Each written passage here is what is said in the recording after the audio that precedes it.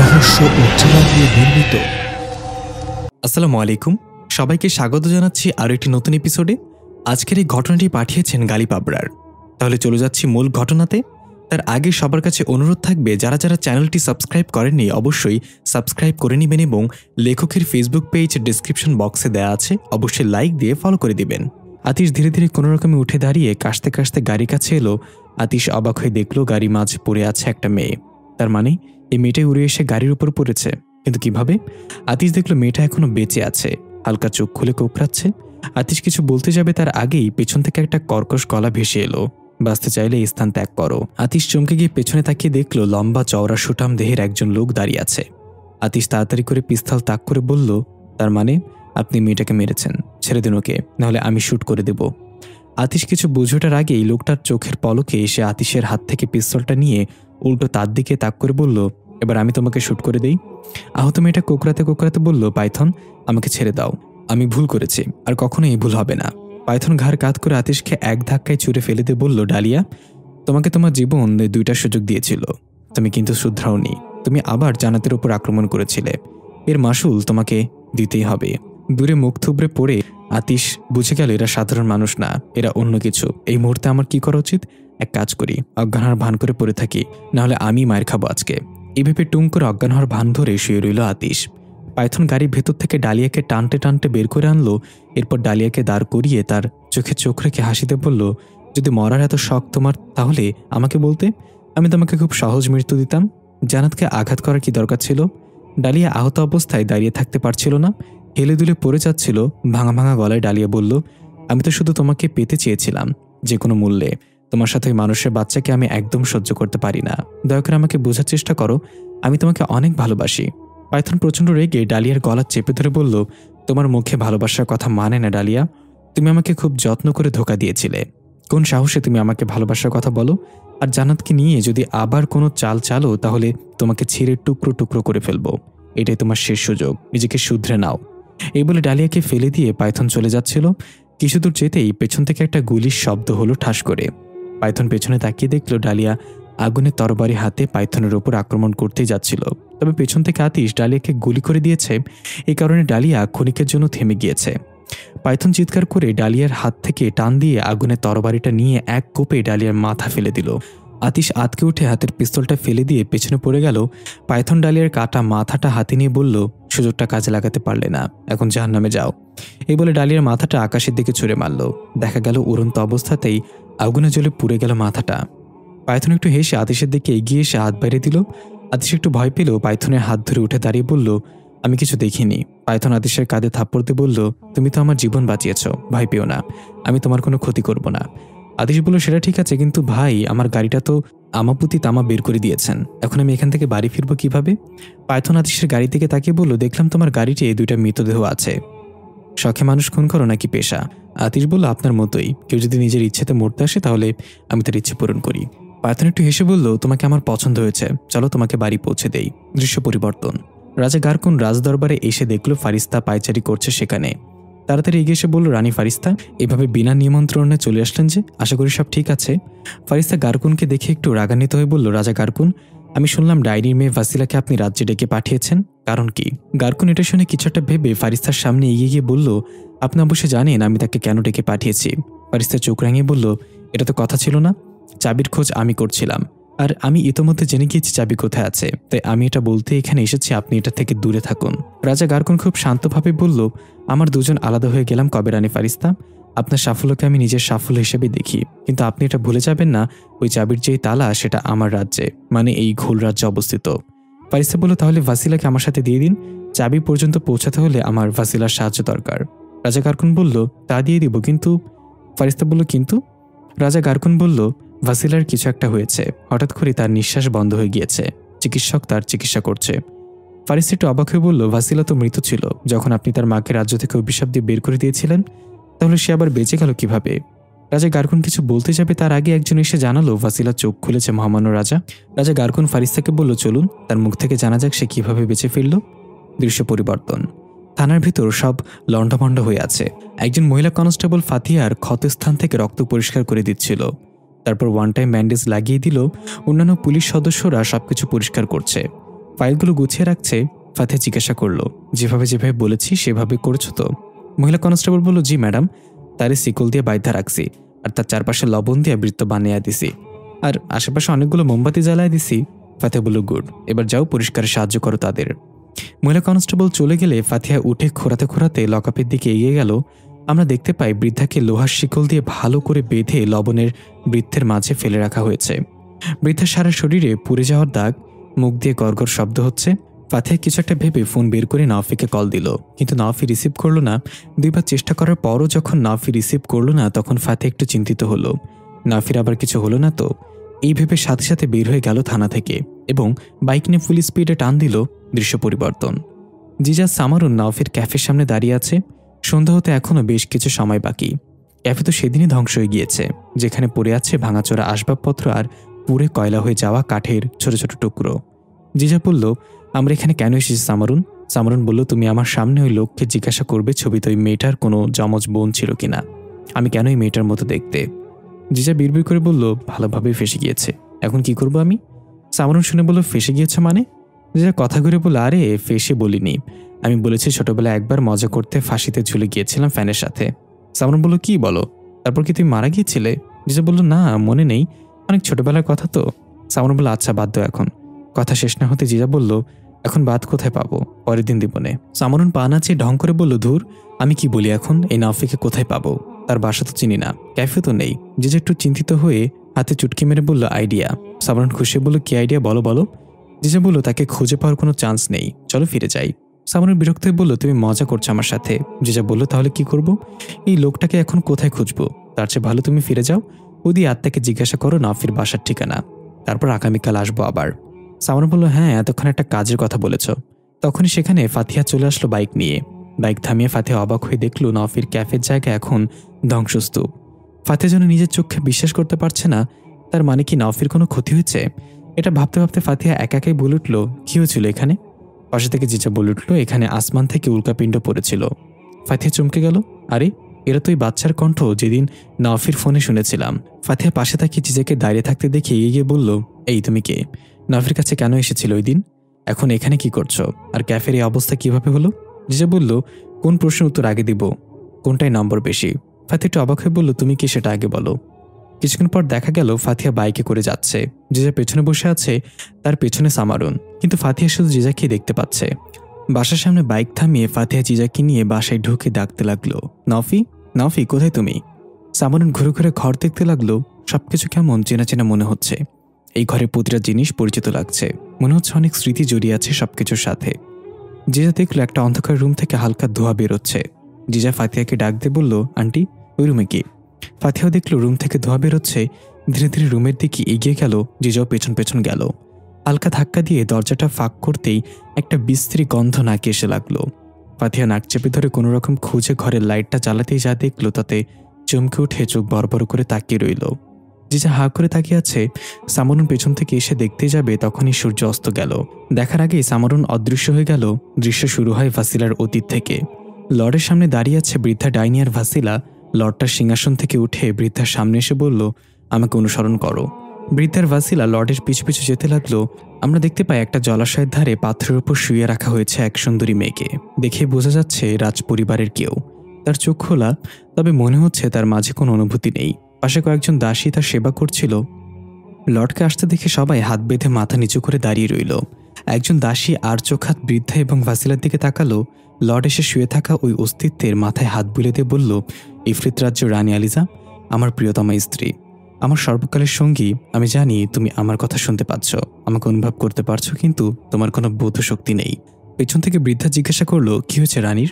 Lord বলল, এক বিরল রোগের শিকার আমার আলিজা। কয়েক বছর আগে হঠাৎ সবকিছু ভুলে একদম অচেনা আচরণ করতে থাকে।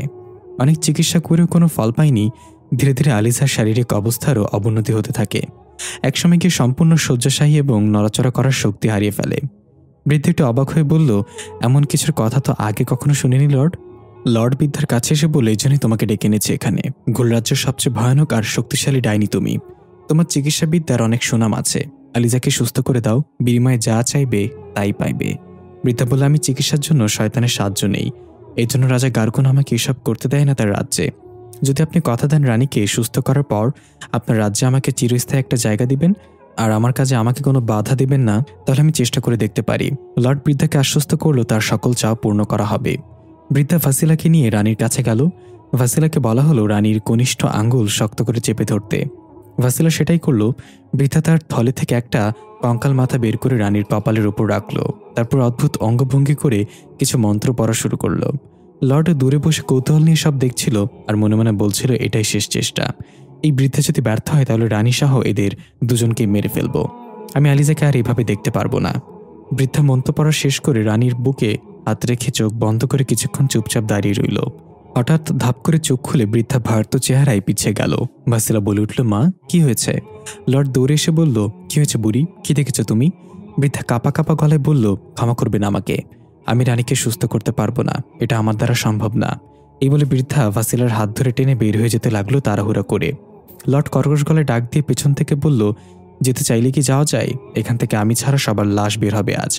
বৃদ্ধা থমকে দাঁড়িয়ে কাকুতি মিনতি করে বলল, দয়া করে আমাদের যেতে দিন, এটা আমার দ্বারা সম্ভব না।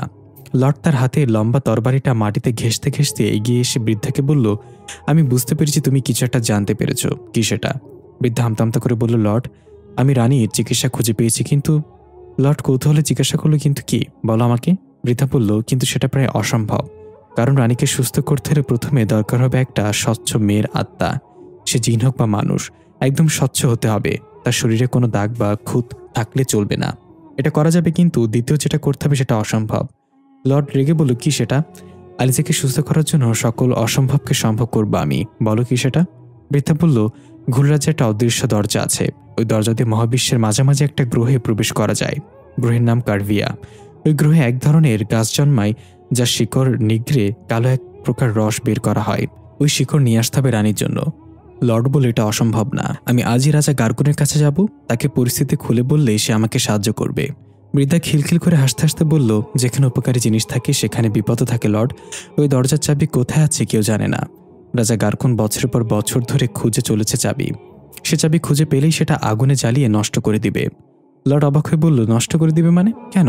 বৃদ্ধা বলল, কারণ ওই গ্রহে উপকারী জিনিসের সাথে সাথে অনেক হিংস্র জিনিসও আছে। যদি একবার দরজা খোলা পায় তাহলে তারা সব গ্রহে মহামারীর মতো ছড়িয়ে যাবে, এই সভ্যতা ধ্বংস করে ফেলবে। রাজা গার্কুনের ভয় কোনো অজ্ঞ সত্তার হাতে যদি সেই চাবি পড়ে আর সে যদি জেনে ফেলে এটা কিসের চাবি, তাহলে হয়তো লোভের বসে না বুঝে ওই দরজা খুলে দিবে। তাই রাজা গার্কুন চাই সে চাবি চিরতরে ধ্বংস করে দিতে। লর্ড চিন্তিত হয়ে বলল, তাহলে ওই চাবি হারালো কি করে? কার কাছে ছিল পূর্বে? বৃদ্ধা বলল, মারিত রাজ্যের পূর্ববর্তী রানী সিলভিয়ার কাছে ছিল ওই চাবি। সে যখন রানী ফারিস্তার কাছে পৃথিবীতে পরাজিত হয়েছিল তখন তার সাথে ওই চাবি ছিল। লরের মাঝে হয়তো তার কাছ থেকে চাবি পড়ে গিয়েছিল পৃথিবীতেই, যেটা কেউ খেয়াল করেনি। সিলভিয়া চেয়েছিল একসময় ঘোলরাজ্যে আক্রমণ করে নিজের প্রভাব বিস্তার করবে ঘোলদের ওপর, তারপর ওই চাবি দিয়ে কার্ভিয়া গ্রহের দরজা খুলে সেখানের হিংস্র সত্তাদের পোষ মানানো। কিন্তু তার আগেই সে রানী ফারিস্তার কাছে পরাজিত হয়। লর্ড এবার হতাশ হয়ে জিজ্ঞাসা করল, তাহলে কি আলিজাকে বাঁচানোর সব পথ বন্ধ? বৃদ্ধা মাথা ঝাঁকিয়ে হ্যাঁ বলতে লর্ড প্রচণ্ড রেগে চিৎকার করে তরবারি উঠিয়ে ভাসিলাকে মারতে যাবে। বৃদ্ধা চেঁচিয়ে বলে উঠল, থামুন লর্ড, থামুন, একটা উপায় আছে। লর্ডের তরবারি ঠিক ভাসিলার গলার কাছে গিয়ে থেমে গেল। ভাসিলা ভয়ে চোখ বন্ধ করে ফেলল। লর্ড রাগে কাঁপতে কাঁপতে বলল, কি উপায়?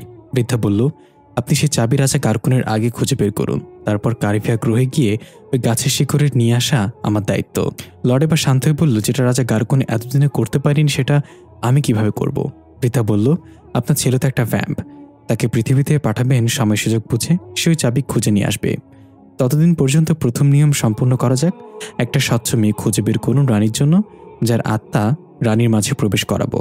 লর্ড ভাসিলার দিকে রহস্যময় হাসিতে তাকিয়ে বলল, খোঁজার দরকার কি, সে তো আমার সামনেই আছে। বৃদ্ধা ভয় পেয়ে ভাসিলার হাত চেপে ধরে বলল, এটা কি বলছেন আপনি? আমার মেয়েকে বলি দেওয়ার চিন্তা করছেন? এটা হতে পারে না। লর্ড খুব শান্ত গলায় বলল, দেখো বুড়ি, আমি জানি তোমার মেয়েকে তুমি ভালোবাসো, তাই সে যদি আলিজাকে আত্মাদান করে তাহলে তুমি অন্য কারোর আত্মা দ্বারা আবার তোমার মেয়েকে জীবিত করে তুলতে পারবে। সেই শক্তি অবশ্যই তোমার আছে। আমি চাই তোমার মেয়ের আত্মাটি আলিজার মাঝে প্রবেশ করানো হোক। বৃদ্ধা ভাসিলার দিকে তাকিয়ে দেখলো ভাসিলাও ভয় পেয়ে আছে। বৃদ্ধা বলল, না লর্ড, এটা আমি করতে পারবো না। লর্ড তরবারিটা বৃদ্ধার গলায় ধরে বলল, আমি তোমার অনুমতি চাচ্ছি না বুড়ি, এটা করতে বলেছি মানে করতেই হবে। ভাসিলা বলল, আমি এটা করব না। মা, তুমি কিছু বলছো না কেন? লর্ড বলল, দেখো মেয়ে, তোমার এই আত্মত্যাগ তোমার মা এবং তোমাকে স্থায়ী জায়গা করে দিবে এই রাজ্যে। আর আমার বিশ্বাস তোমার মা তোমাকে আবার বাঁচিয়ে তুলবে। ভাসিলা কোনোভাবেই এটা করতে রাজি হচ্ছিল না। বৃদ্ধা লোভে পড়ে ভাসিলাকে বোঝানো শুরু করলো, আশ্বাস দিল যেভাবেই হোক আবার বাঁচিয়ে তুলবে। অনেক বোঝানোর পর ভাসিলা রাজি হলো সরল মনে। পরবর্তী দৃশ্যে দেখা যায় ভাসিলা এবং রানী আলিজা পাশাপাশি শুয়ে আছে। লর্ডের উপস্থিতিতে বৃদ্ধা আত্মা বদল করার কার্যক্রম শুরু করলো। বৃদ্ধা বলে দিল আত্মা বদল হতে 3 দিন সময় লাগবে। এই 3 দিনের মাঝে ভাসিলা যদি চোখ খুলে ফেলে তাহলে দুজনেই মারা যাবে। তাই এই 3 দিন আমাকে এখানে একা ছেড়ে দিতে হবে, যাতে আমি মন্ত্রের মাধ্যমে ভাসিলার চোখ সম্পূর্ণভাবে বন্ধ রাখতে পারি। এই বলে বৃদ্ধা অদ্ভুত কিছু মন্ত্রের মাধ্যমে ভাসিলার চোখ বন্ধ করে দিল। মনে হলো যেন ভাসিলার চোখের জায়গায় কোনো চোখ নেই, যেখানে সম্পূর্ণ ফাঁকা সাদা রঙের এক ধরনের রশ্মি বের হতে লাগলো ভাসিলার শরীর থেকে। রশ্মিটা গিয়ে রানীর মাঝে প্রবেশ করেছে আস্তে আস্তে। লর্ড বলল, আমি আমার ছেলেকে পৃথিবীতে পাঠিয়ে দিই চাবি খোঁজার জন্য, তুমি তোমার কাজে লেগে যাও। বৃদ্ধা বলল, না, এখনই না, আগে এটা সফল হোক, তারপর না হয় দ্বিতীয় কার্যক্রম শুরু করা যাবে।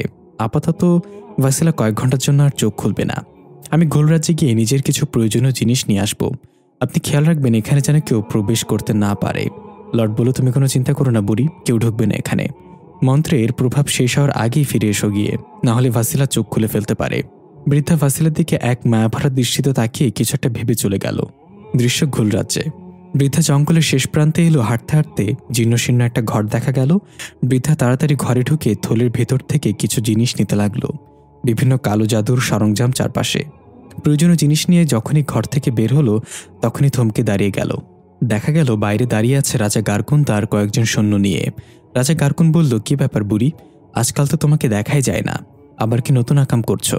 বৃদ্ধ একটু হেসে কিছু না বলে এক ছুটে সেখান থেকে পালাতে লাগলো। রাজা গারকুন তার সৈন্যদের আদেশ দিল, তাকে ধরে আমার সামনে নিয়ে আসো। সৈন্যরা চলে গেল। রাজা গারকুন সেখানে দাঁড়িয়ে রইল পেছনে হাত দিয়ে। কিছুক্ষণের মাঝেই সৈন্যরা বৃদ্ধাকে টেনে হিচড়ে নিয়ে আসলো রাজা গারকুনের সামনে। বৃদ্ধা রাজা গারকুনের পায়ে ধরে কাকুতি মিনতি করে বলতে লাগলো, দয়া করুন, দয়া করুন, আমাকে যেতে দিন, না হলে বিশাল ক্ষতি হয়ে যাবে, দয়া করুন রাজা। গারকুন এক লাথি দিয়ে বৃদ্ধাকে ফেলে দিয়ে বলল, আমাদের রাজ্যের গোপনীয়তা অন্য রাজ্যে বলে নিজের মেয়েকে বলি দিয়ে এখন বলছো না গেলে খুব বড় ক্ষতি হয়ে যাবে। বৃদ্ধা অবাক হয়ে বলল, আপনি এগুলো কিভাবে জানলেন? রাজা গারকুন বৃদ্ধার থুতনি চেপে ধরে বলল, আমি এখানে বসে থাকলে আমার কান সব জায়গায় আছে বুড়ি, তুই কি ভেবেছিস ঘুল রাজ্য থেকে পালিয়ে গিয়ে ইফরিত রাজ্যে নিজের খুশি মতো শয়তানের পূজা করে আরো বড় ডাইনি হবি? আমি সেটা কখনোই হতে দেব না।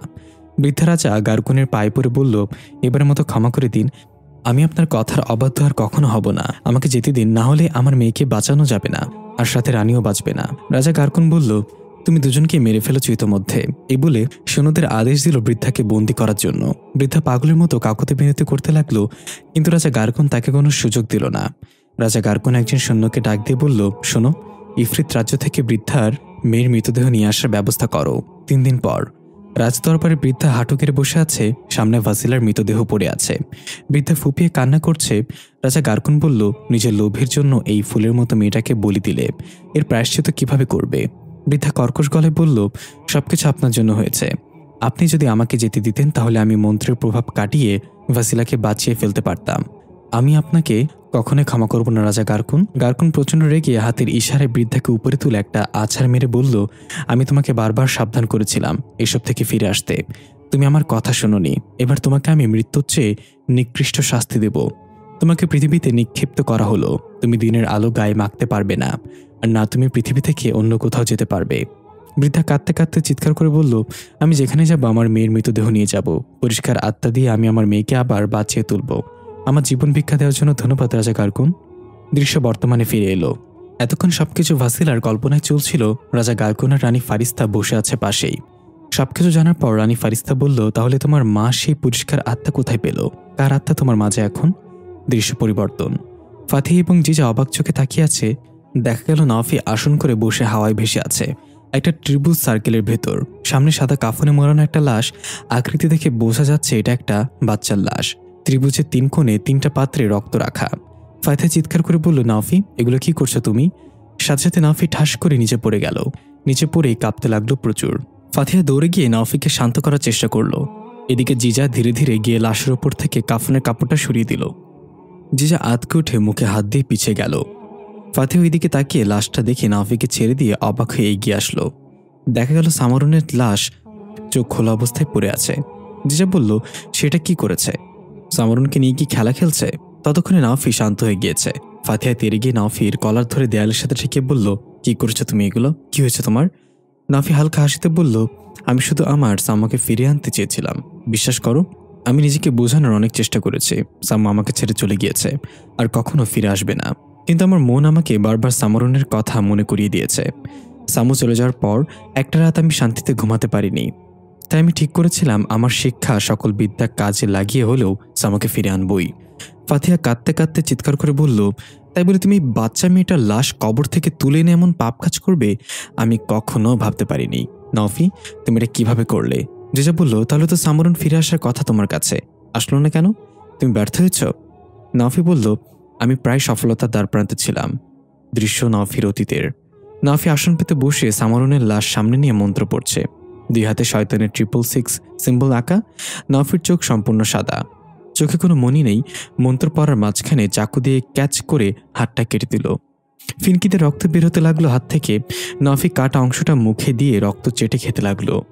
কিছুক্ষণ পর একটা পৈশাচিক হাসিতে বলল, ফিরে আয় সামু, আমি তোকে দেখতে পাচ্ছি, ফিরে আয়। হঠাৎ করে নাওফি অস্থির হয়ে উঠল। পাগলের মতো বলতে লাগলো, না, এটা হতে পারে না। সামু, ফিরে আয়, ওর মাঝে যাস না। ডাইনি, ছেড়ে দে সামুকে, ছেড়ে দে। এটা বলতে বলতে চিৎকার করে কান্না করতে লাগলো আর ফ্লোরে হাত দিয়ে চাপড়াতে লাগলো। দৃশ্য বর্তমানে ফিরে আসলো। নাওফি কান্না করছে আর বলছে, সেদিন সামরনের আত্মা আমার কাছে ফিরে আসছিল, কিন্তু মাঝপথ থেকে এক ডাইনি ছিনিয়ে নিয়ে যায়। তবে আমি তাকে পুরোপুরিভাবে সামরনের আত্মা নিতে দেইনি। সে যার মাঝে সামরনের আত্মা প্রবেশ করেছে, সে শুধু রাতেই জীবিত থাকতে পারে। জিজা সবকিছু মিলিয়ে দেখলো নাওফি সত্যি বলছে। সামরন শুধু দিনের বেলাতে পৃথিবীতে আসতে পারে, কিন্তু একটা কথা মাথায় ঢুকছে না। সামরন তো বলেছিল সে বৃদ্ধার সাথে আত্মা বিনিময়ের একটা চুক্তি করেছিল, তাহলে সেটা কিভাবে হলো? ফাতিহা পুরো ভেঙে পড়েছে নাওফির এসব কর্মকাণ্ডে। নাওফি ফাতিহাকে সান্ত্বনা দেওয়ার চেষ্টা করলো, দেখো, আমি শুধু আমার মনের কথা শুনেছি, কিন্তু একটা সময় পর বুঝতে পারছি আমি ভুল করেছি।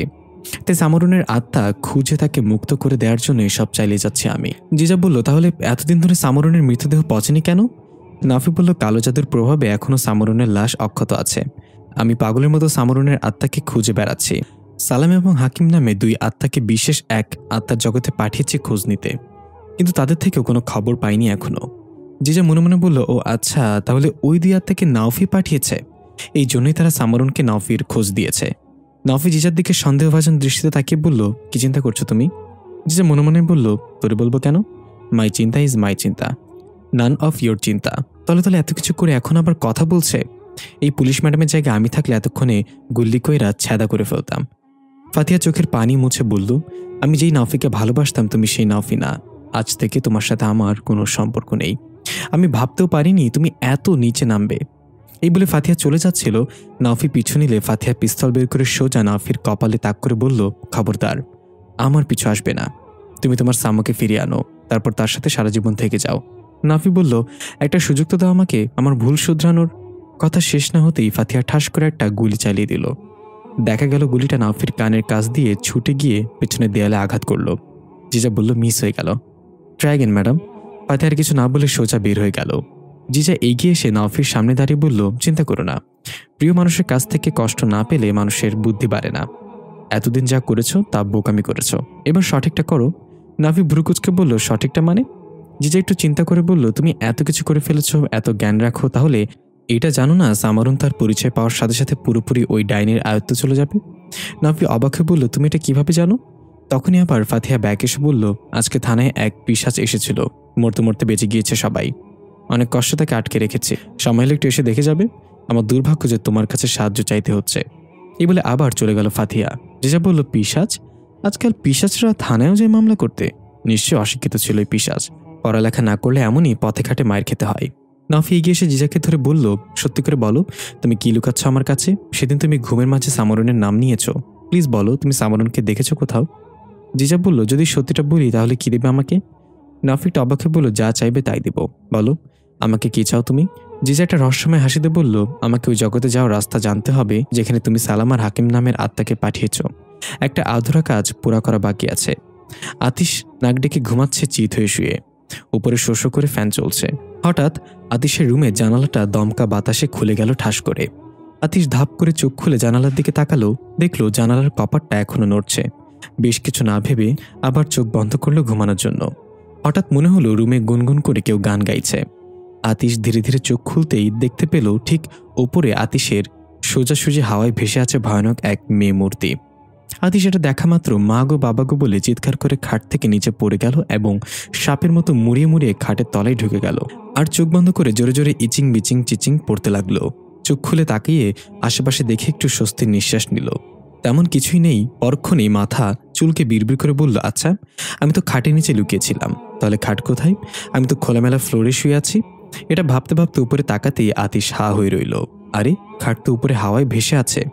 জোরে চিৎকার করে এক দৌড় দিল দরজার দিকে। তখনই পেছন থেকে খিলখিল করে হাসির শব্দ ভেসে আসলো। আতিশ থমকে দাঁড়িয়ে পেছনে তাকিয়ে দেখল খাট তো জায়গাতেই আছে, কিন্তু খাটের উপর ওটা কে বসে আছে? আতিশ কাঁপা কাঁপা গলায় ডাক দিল, এই কে আপনি? উপাস থেকে গড়গড় করা কণ্ঠে আওয়াজ এলো, আমি ভূত। আতিশ একটু ভেবে বুঝে গেল এটা তো ভাসিলা। আতিশ বুঝতে না দিয়ে আবার জিজ্ঞাসা করলো, কে আপনি? উপাস থেকে আবারও বলল, আমি ভূত। আতিশ আবারও বলল, কে আপনি? এবার সে এক ঝটকে আতিশের সামনে এসে গলা চেপে ধরে কর্কশ গলায় বলল, আর কতদিন অপেক্ষা করে কান নিয়ে জন্মালেই তো হতো, দুইবার বলছে আমি ভূত আমি ভূত। আতিশ কোনোরকম হাসি আটকে বলল, কে আপনি? এবার ভাসিলা স্বাভাবিক রূপে এসে বাচ্চাদের মতো কান্না করে বলল, একটু ভয় দেখাতে চাইছিলাম, পানি ঢেলে দিলেন। আতিশ হাসতে হাসতে বলল, প্রথমে সত্যি ভয় পেয়ে গিয়েছিলাম, যখনই আপনি কথা বলেছেন আমি ধরে ফেলেছি। ভাসিলা বলল, সত্যি কি ধরে ফেলেছেন? এবার ছাড়ুন মিস্টার আতিশ। আতিশ তাকে দেখলো ভাসিলার কোমরে হাত দিয়ে রেখেছে। তাড়াতাড়ি হাত সরিয়ে বলল, সরি, ইচ্ছে করেই রেখেছিলাম। ভাসিলা চোখ রাঙিয়ে বলল, ইচ্ছে করে মানে? আতিশ একটু হাসিতে বলল, মানে ইচ্ছে করে রাখিনি। এত তাড়াতাড়ি ফিরে এলেন যে? ভাসিলা মুচকে এসে বলল, রাজা যে কাজ আমাকে দিয়েছিলেন সেটা এই পৃথিবীতেই। একটা অমূল্য জিনিস খুঁজে বের করতে হবে। আতিশ বলল, সেটা কি? ভাসিলা মুখ বাঁকিয়ে বলল, এসব কথা পরে বলা যাবে। আমি আপনাকে ভয় দেখিয়ে মজা পাইনি, তাই এখন আপনাকে আবার ভয় দেখাবো। আপনি ভয় পাবেন, ঠিক আছে? আতিশ মাথা চুলকে বলল, ধুর, এখন কেন ভয় পাবো? এখন তো বুঝে গিয়েছে এটা আপনি। ভাসিলা রাগ করে বলল, কোনো কথা না, আমি যা বলেছি তাই করতে হবে। আপনি ওইখানে কি দাঁড়ান, আমি ভয় দেখাবো। আপনি ইচ্ছে করেই ভয় পাবেন, যেভাবে ইচ্ছে করে কোমরে হাত রেখেছিলেন। আতিশ বাধ্য ছেলের মতো ভাসিলার বলা জায়গায় গিয়ে দাঁড়ালো আর বলল, let's do it, I am ready. ভাসিলা আতিশের সামনে দাঁড়িয়ে চোখগুলো সম্পূর্ণ ফাটিয়ে মুখটা বিশাল আকৃতির করে চিৎকার করল। কিন্তু আতিশ স্বাভাবিকভাবে দাঁড়িয়ে রইল, কোনো প্রতিক্রিয়া দেখালো না। ভাসিলা আবার স্বাভাবিক রূপে ফিরে এসে বলল, কি হলো, ভয় পাচ্ছেন না কেন? আতিশ আস্তে আস্তে বলল, মানে কিভাবে ভয় পেতে হবে? আমার তো ভয় আসছে না। ভাসিলা এবার প্রচুর রেগে এমন জোরে চিৎকার দিল যে আতিশ হা করে উড়ে গিয়ে পেছনে সোফার উপর আছড়ে পড়ল আর বলল, এটা কিন্তু কথা ছিল না। ভাসিলা এবার মুখে হাত দিয়ে হাসতে লাগলো। এদিকে সোফার ওপর থাকা টিভির রিমোটে আতিশের পশ্চাদাংশের চাপ লেগে টিভি অন হয়ে গেল। দেখা গেল টিভিতে একটা খবর প্রচার হচ্ছিল, শহরে রহস্যময়ী রক্তচোষা আটক হয়েছে আজ দুপুরে। থানায় হামলা করার পর পুলিশ সদস্যগণ নিজেদের জীবন বাজি রেখে তাকে আটক করেছে। এতে করে কয়েকজন পুলিশ আহত হওয়ার কথা শোনা গিয়েছে। ইন্সপেক্টর ফাতিহার বাহাদুরিতে সে এখন বন্দী আছে থানাতেই। পরবর্তী খবর জানার জন্য আমাদের সাথে থাকুন। আতিশ খবরটা দেখে টিভি থেকে চোখ সরিয়ে ভাসিলাকে জিজ্ঞাসা করতে যাবে কে, এটা তখনই দেখলো ভাসিলা তো সেখানে নেই। আরে গেল কোথায়? আতিশ ডাক দিল, ভাসিলা, হ্যালো, কোথায় আপনি? কিন্তু কোথাও নেই আশেপাশে। আতিশ একটু অবাক হয়ে বলল, হঠাৎ করে কোথায় চলে গেল? দৃশ্য পরিবর্তন। জিজার নাওফি পাশাপাশি বসে আছে বাইরের চাঁদের আলোতে। রাস্তায় হালকা ঝিরঝিরি বৃষ্টি পড়ছে। ল্যাম্পপোস্টের আলোতে বৃষ্টির ফোঁটাগুলো কুয়াশার মতো লাগছিল। নাফি বলল, তাহলে এই ব্যাপার? সামারুন আমাকেও চিনতে পারেনি এত কাছে এসে। এখন তুমি বলতে চাচ্ছ সামারুন যদি তার পরিচয় পেয়ে যায় তাহলে ওই ডাইনির আয়ত্তে চলে যাবে পুরোপুরি? জিজা বলল, হ্যাঁ, এমনটাই হবে। সামারুনকে মুক্তি করার আগে ওই ডাইনিকে সাইজ করতে হবে। এখন তুমি সামারুনকে খোঁজা বাদ দিয়ে ওই ডাইনিকে খুঁজো। নাফি জিজার দিকে তাকিয়ে বলল, কিন্তু সামারুনের আত্মা ডাইনির সাথে কিসের চুক্তি করেছিল সেটা তো বললে না। জিজা একটু ভেবে নাফির দিকে তাকিয়ে বলল, সামারুন আমাকে বলেছিল এভাবে আমি যখন পরলোকে পৌঁছে গিয়েছিলাম খুব ভালো ছিলাম। আমার মতো আরও অনেক বাচ্চাদের আত্মা সেখানে ছিল। সারাক্ষণ তাদের সাথে খেলা করতাম, হাসি খুশি থাকতাম। কিন্তু একদিন হঠাৎ করেই আমার আত্মাটা টান লাগে। মনে হচ্ছিল কেউ আমাকে টেনে ওই জগৎ থেকে বাইরে নিয়ে যেতে চাইছে। আমার অনেক কষ্ট হচ্ছিল। আমি অনেক চেষ্টা করেও নিজেকে আটকে রাখতে পারছিলাম না। সত্যি সত্যি আমি গোলকধাতার মতো ঘুরতে ঘুরতে কোথায় যেন চলে যেতে লাগলাম। আমি দেখেছি আশেপাশে পুরো অন্ধকার, কিছুই দেখতে পাচ্ছিলাম না। হঠাৎ আমার গতি থেমে গেল। আমি আটকে রইলাম একটা শক্ত পাথরের মতো জায়গায়। আমি কোনো কথাও বলতে পারছিলাম না। হঠাৎ অনেকগুলো হাত বের হয়ে আসতে লাগলো চারপাশ থেকে। তারা আমাকে চেপে ধরতে লাগলো। আমি চিৎকার করছিলাম কিন্তু আমার মুখ থেকে কোনো শব্দ বের হচ্ছিল না। হঠাৎ একটা খসখসে হাত আমার মুখ চেপে ধরে এক টান মেরে কোথায় যেন নিয়ে গেল। চোখ খুলতে আমি নিজেকে একটা ঝোপঝাড়ে ঘেরা জায়গায় দেখলাম। পাশে পড়ে আছে একটা সুন্দরী মেয়ের ঘুমন্ত দেহ। তার পাশে বসে কিনা বিড়বিড় করে পড়ে যাচ্ছিল এক কুৎসিত চেহারার বৃদ্ধা। আমি জিজ্ঞাসা করলাম, আমি এখানে কিভাবে এলাম? কে আপনি? বৃদ্ধা মন্ত্র পড়া থামিয়ে বিদঘুটে ভাবে হেসে বলল, তোর কেউ একজন আত্মার জগৎ থেকে ডাইক্কা আনতে চাইছিল, আর আমিও একটা পরিষ্কার আত্মা খুঁজছিলাম। কাকতালীয়ভাবে তোকে পেয়ে গেছি, তাই আমার কাছে নিয়ে এসেছি। আমি তার কথার আগামাথা কিছু বুঝতে না পেরে বললাম, আমি এখানে থাকতে চাই না, আমি সেখানে ফিরে যেতে চাই যেখানে আমি ছিলাম। বৃদ্ধা বলল, তুই যদি সেখানে ফিরে যেতে চাস তাহলে আমি যা বলবো তাই করতে হবে। আমি তোকে ফিরিয়ে পাঠাবো সেখানে। আমি খুশি বললাম, আপনি যা বলবেন আমি তাই করব, আমাকে শুধু এখানে পাঠানোর ব্যবস্থা করেন। বৃদ্ধা একটা রহস্যময় হাসি দিয়ে বলল, এখানে শুয়ে পড়। আমি তার কথা মতোই ঘুমন্ত মেয়েটার পাশে শুয়ে পড়লাম। সে কিছু একটা করতে লাগলো, আমার খুব কষ্ট হতে লাগলো। তার মুখ থেকে বের হওয়া শব্দগুলো আমার শরীরে জ্বলন্ত কয়লার মতো ফুটছিল। আমি জিজ্ঞাসা করলাম, কি করছেন আপনি? আমার এত কষ্ট হচ্ছে কেন? বৃদ্ধা মুখে কিছু না বলে বড় নখওয়ালা আঙ্গুল দিয়ে মুখ চেপে ধরল। হঠাৎ আমি ওই ঘুমন্ত মেয়েটার শরীরে প্রবেশ করতে লাগলাম। বৃদ্ধার মুখে পৈশাচিক এক হাসি। আমি চিৎকার করে বলতে লাগলাম, কি করছেন আপনি? আমি তার শরীরে কেন প্রবেশ করছি? আমাকে তো আপনি ওই জগতে পাঠানোর কথা বলেছিলেন। বৃদ্ধা কিছু বলছিল না।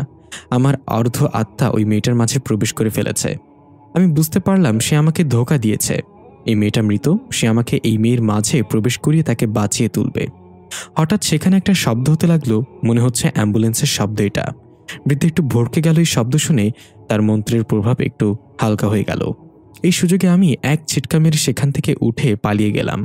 বৃদ্ধা আমার পিছু নিল। আমি কোনো রকমে পালিয়ে এলাম, কিন্তু আমার অর্ধ আত্মা ওই মেয়ের মাঝেই রয়ে গেল।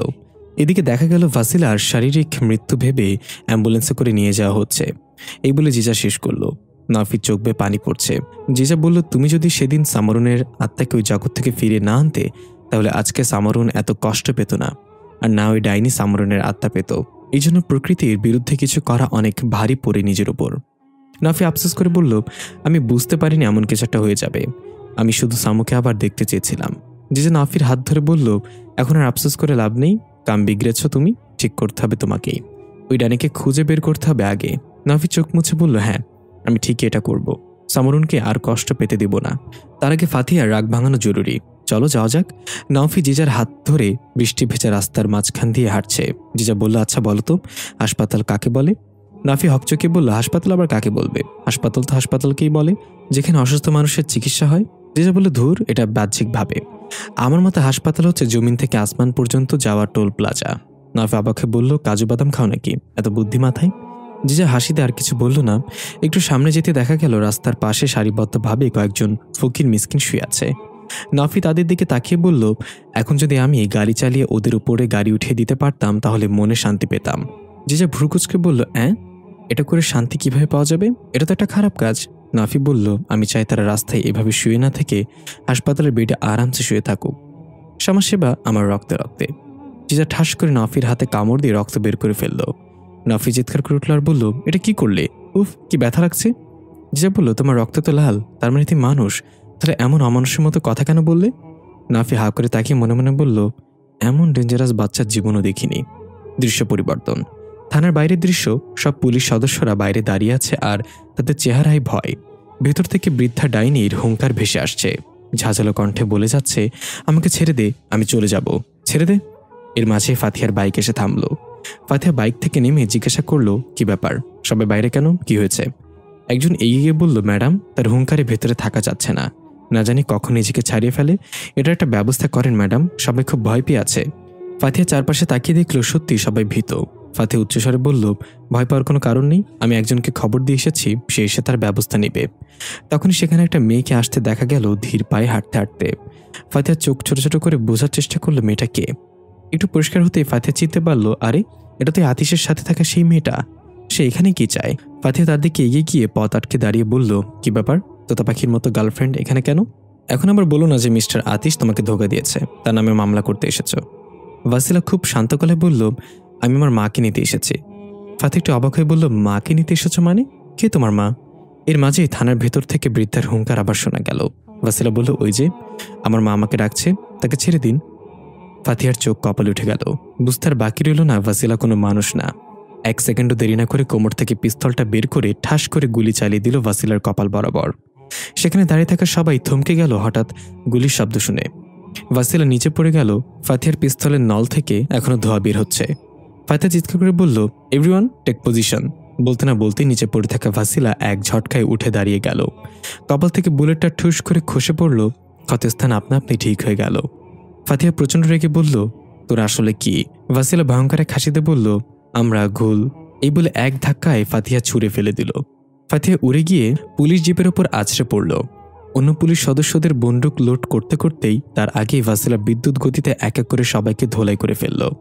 সবাই মাটিতে শুইয়ে দিয়ে ভাসিলা 1 পা 2 পা করে থানার ভেতর প্রবেশ করতে লাগলো। ফাতিহার শখের বাইকটা ভেঙে চুরে পড়ে আছে। পেছন থেকে ফাতিহা আহত অবস্থায় খোঁড়াতে খোঁড়াতে এসে ডাক দিয়ে বলল, আমি বেঁচে থাকতে তুমি এখান থেকে বেঁচে ফিরতে পারবে না। ভাসিলা থমকে দাঁড়িয়ে পেছন ঘুরে ঘাড় কাত করে বলল, তাহলে তো আপনাকে মেরে ফেলা আমার দায়িত্বের মাঝে পড়ে ম্যাডাম।